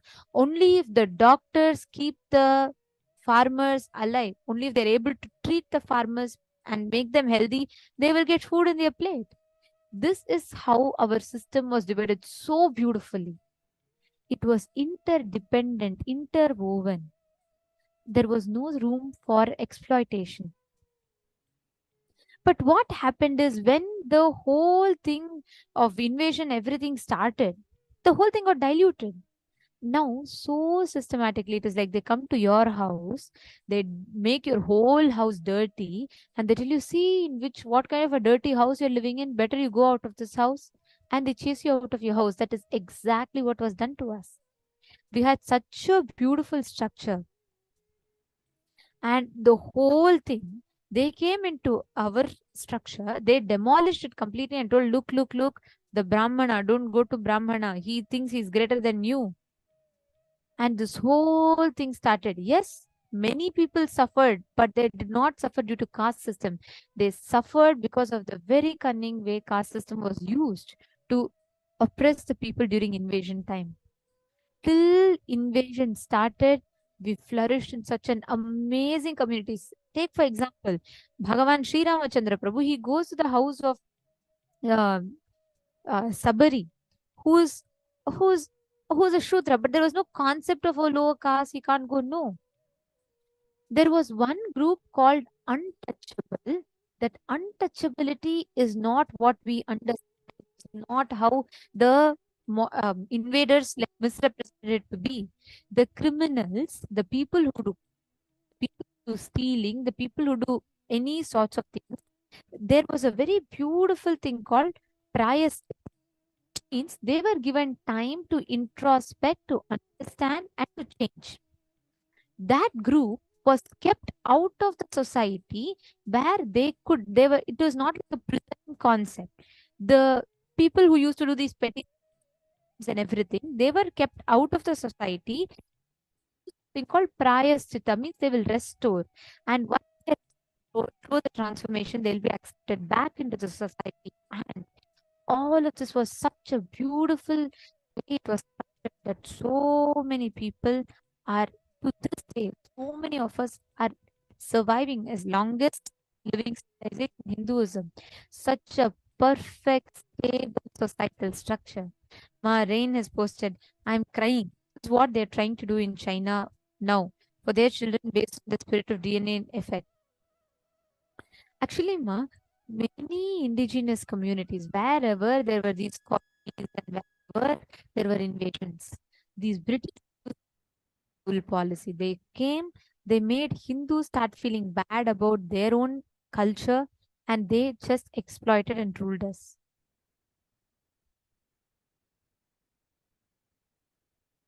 If every one of you just catch this, right, we will see how in so many different ways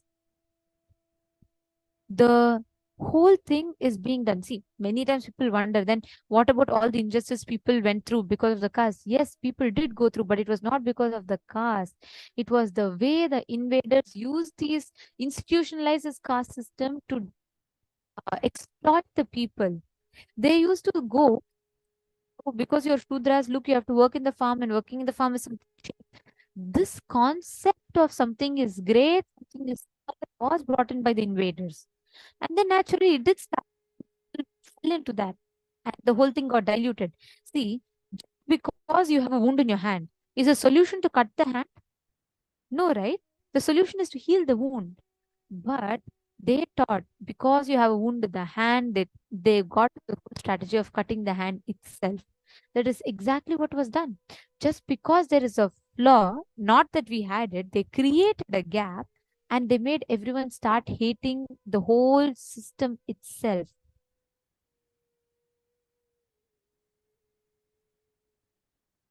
Yes, Madonna Caesar is posted beautifully. She's saying caste is mentioned in 3 different sacred texts.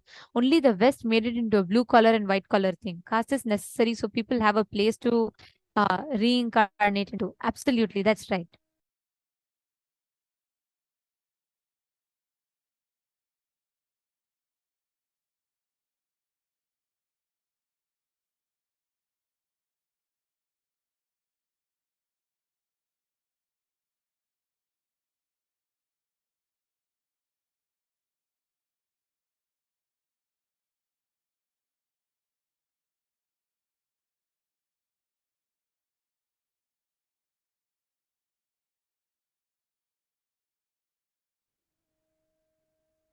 Sorry for the technical glitch. Ma Dana Caesar has posted that what you have posted, Ma, that's very true. See, caste system was created to divide the power between the different sections. Whole system, each of them are interdependent on each other, and they all are dependent on each other and exist peacefully to keep the society alive together. There was no concept of discrimination based on the work they do. Even in Gita, Bhagavan Krishna himself beautifully, he says, I am Brahmana, I am Vaishya, I am Kshatriya, and I am Shudra. I created the 4 Varnas and I exist through them. It was never up or down. See, today, if really caste system is pretty much demolished, there's nothing, there's no caste system being followed. But now see, do you say that there are no discriminations happening? The West is full of discrimination. You see, based on race, based on gender.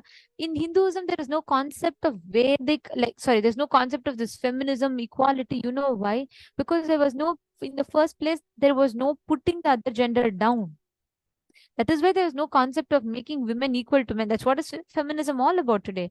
In Hinduism, it never existed that way because each gender was revered and worshipped as unique beings. The goal was dharma, artha, kama, and moksha. The goal was very clearly defined. The final goal is liberation, which is enlightenment. So because your goal is enlightenment, all your actions will orient you to that goal. If you choose Brahmana, being a Brahmana, how will you attain moksha? Means through teaching and enriching, through rituals and sacrifices, how will you attain moksha? If you choose the lifestyle of a Vaishya, the businessman, how being through business and doing the right businesses, how you will attain moksha. Every caste, every division work towards the path of enlightenment. And these gotras were based on the DNA thing. See, today if you see, there are so many gotra, Vishwamitra gotra, Vashishta gotra, this gotra, that gotra. It was not division based on, like we say immediately, oh, they're all division based on birth. No. It was not simply because you're born and you're discriminated, one gotra is discriminated from another. No. It was such an amazing, most intelligent way of storing the DNA. Understand, today we have so much of study about this I'm just not getting the word correct, where the pain is carried over in the DNA, the stress and the pain is carried over in the DNA. Then when the next child is born, like if the parents have suffered, the suffering is carried through the DNA to the child also. Similarly, the intelligence is stored in the genes. If you, let's say, you are a great scientist descendant, the intelligence, the knowledge of that scientist, the genes expresses even through you. Our rishis were so intelligent. If there is a rishi who is adept at mastering aeronautics, or there was a rishi who is adept at mastering how the consciousness studies. Every rishi, some rishi was adept at physical yoga. All of them, they stored their knowledge in their genes and transferred it. That is why Gotra is very important to be kept alive. If you are a particular Gotra, you need to know you carry so many extraordinary possibilities that is carried down through the Gotras. That is why the whole system of marrying within the Gotra, particular Gotra should marry the other Gotra, like that, it is created in such a way that the intelligence gets carried over and over and over. That is why the most advanced civilization is Hinduism. Just look around you. So many successful CEOs, so many successful people. Everyone are Hindus. Why? Because by our core, even though by now we have lost touch with that authentic Hinduism, still that intelligence expresses through our genes and DNA.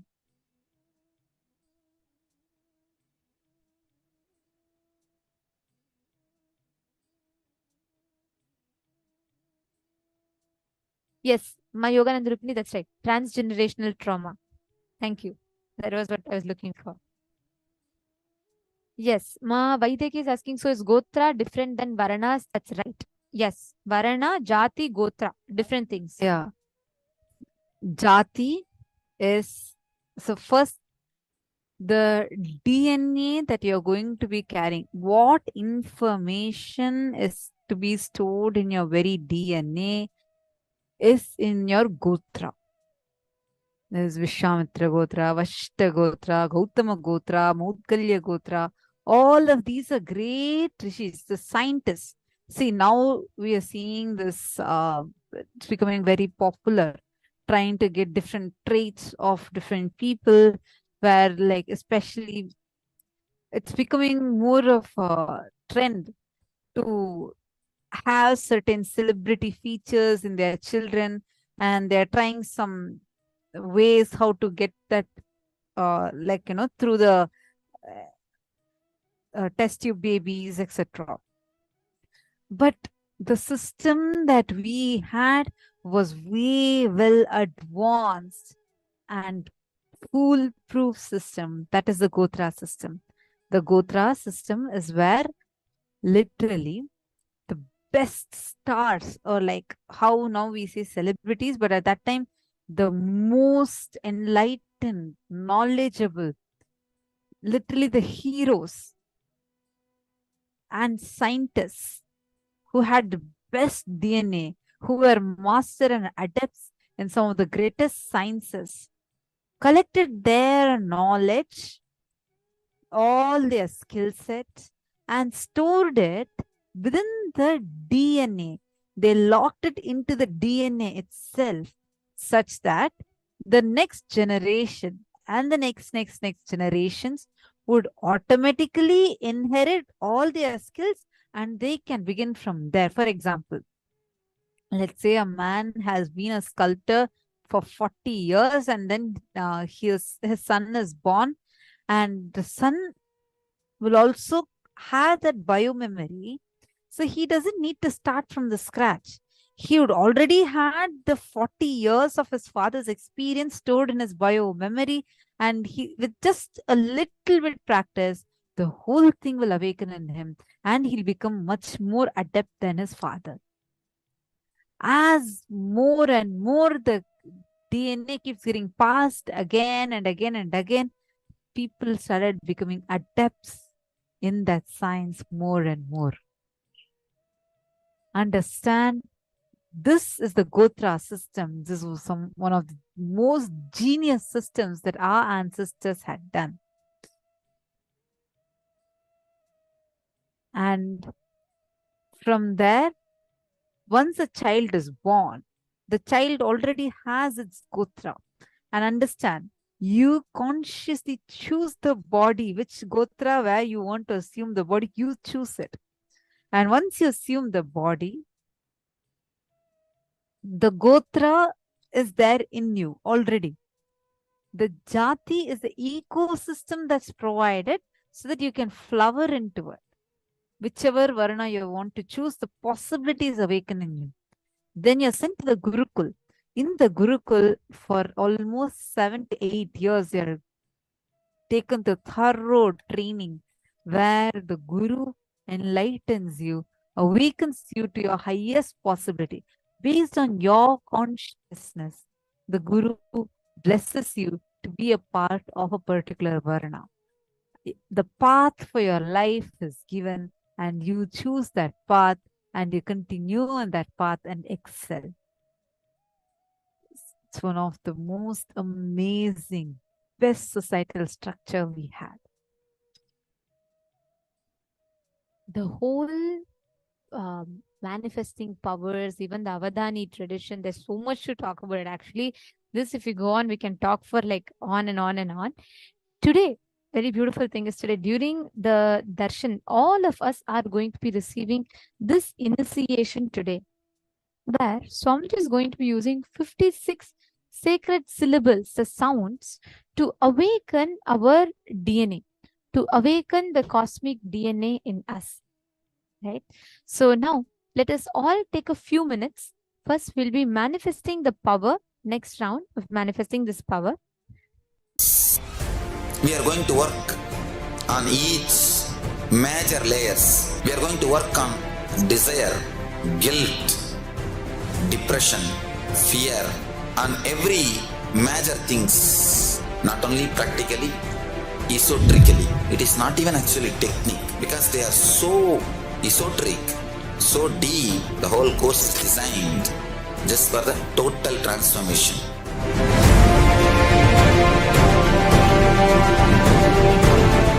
The higher dimensions, when they enter consciously into the lower dimensions, they manifest as powers. If the space dimension enters into time, time literally manifests everything space wants.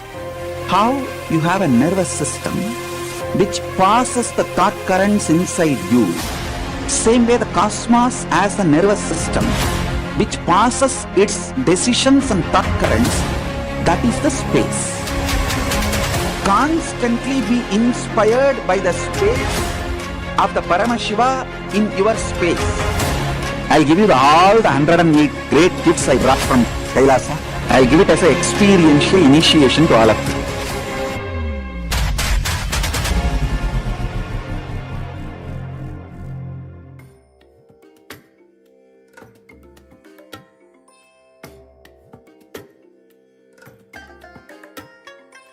I bless you all. Let you all open all your three eyes.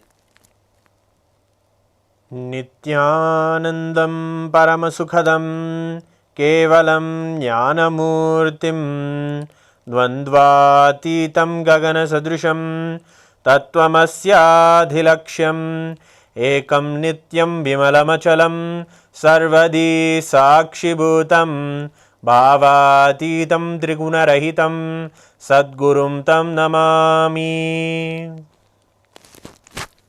Nithyanandam.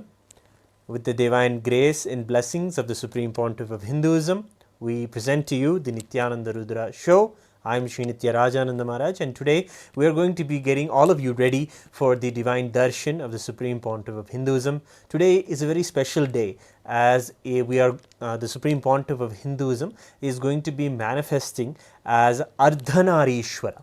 Today we'll be looking into some of the facts and the story and the significance of the Ardhanarishwara deity, what is it, and how he is a manifestation of Paramashiva, and how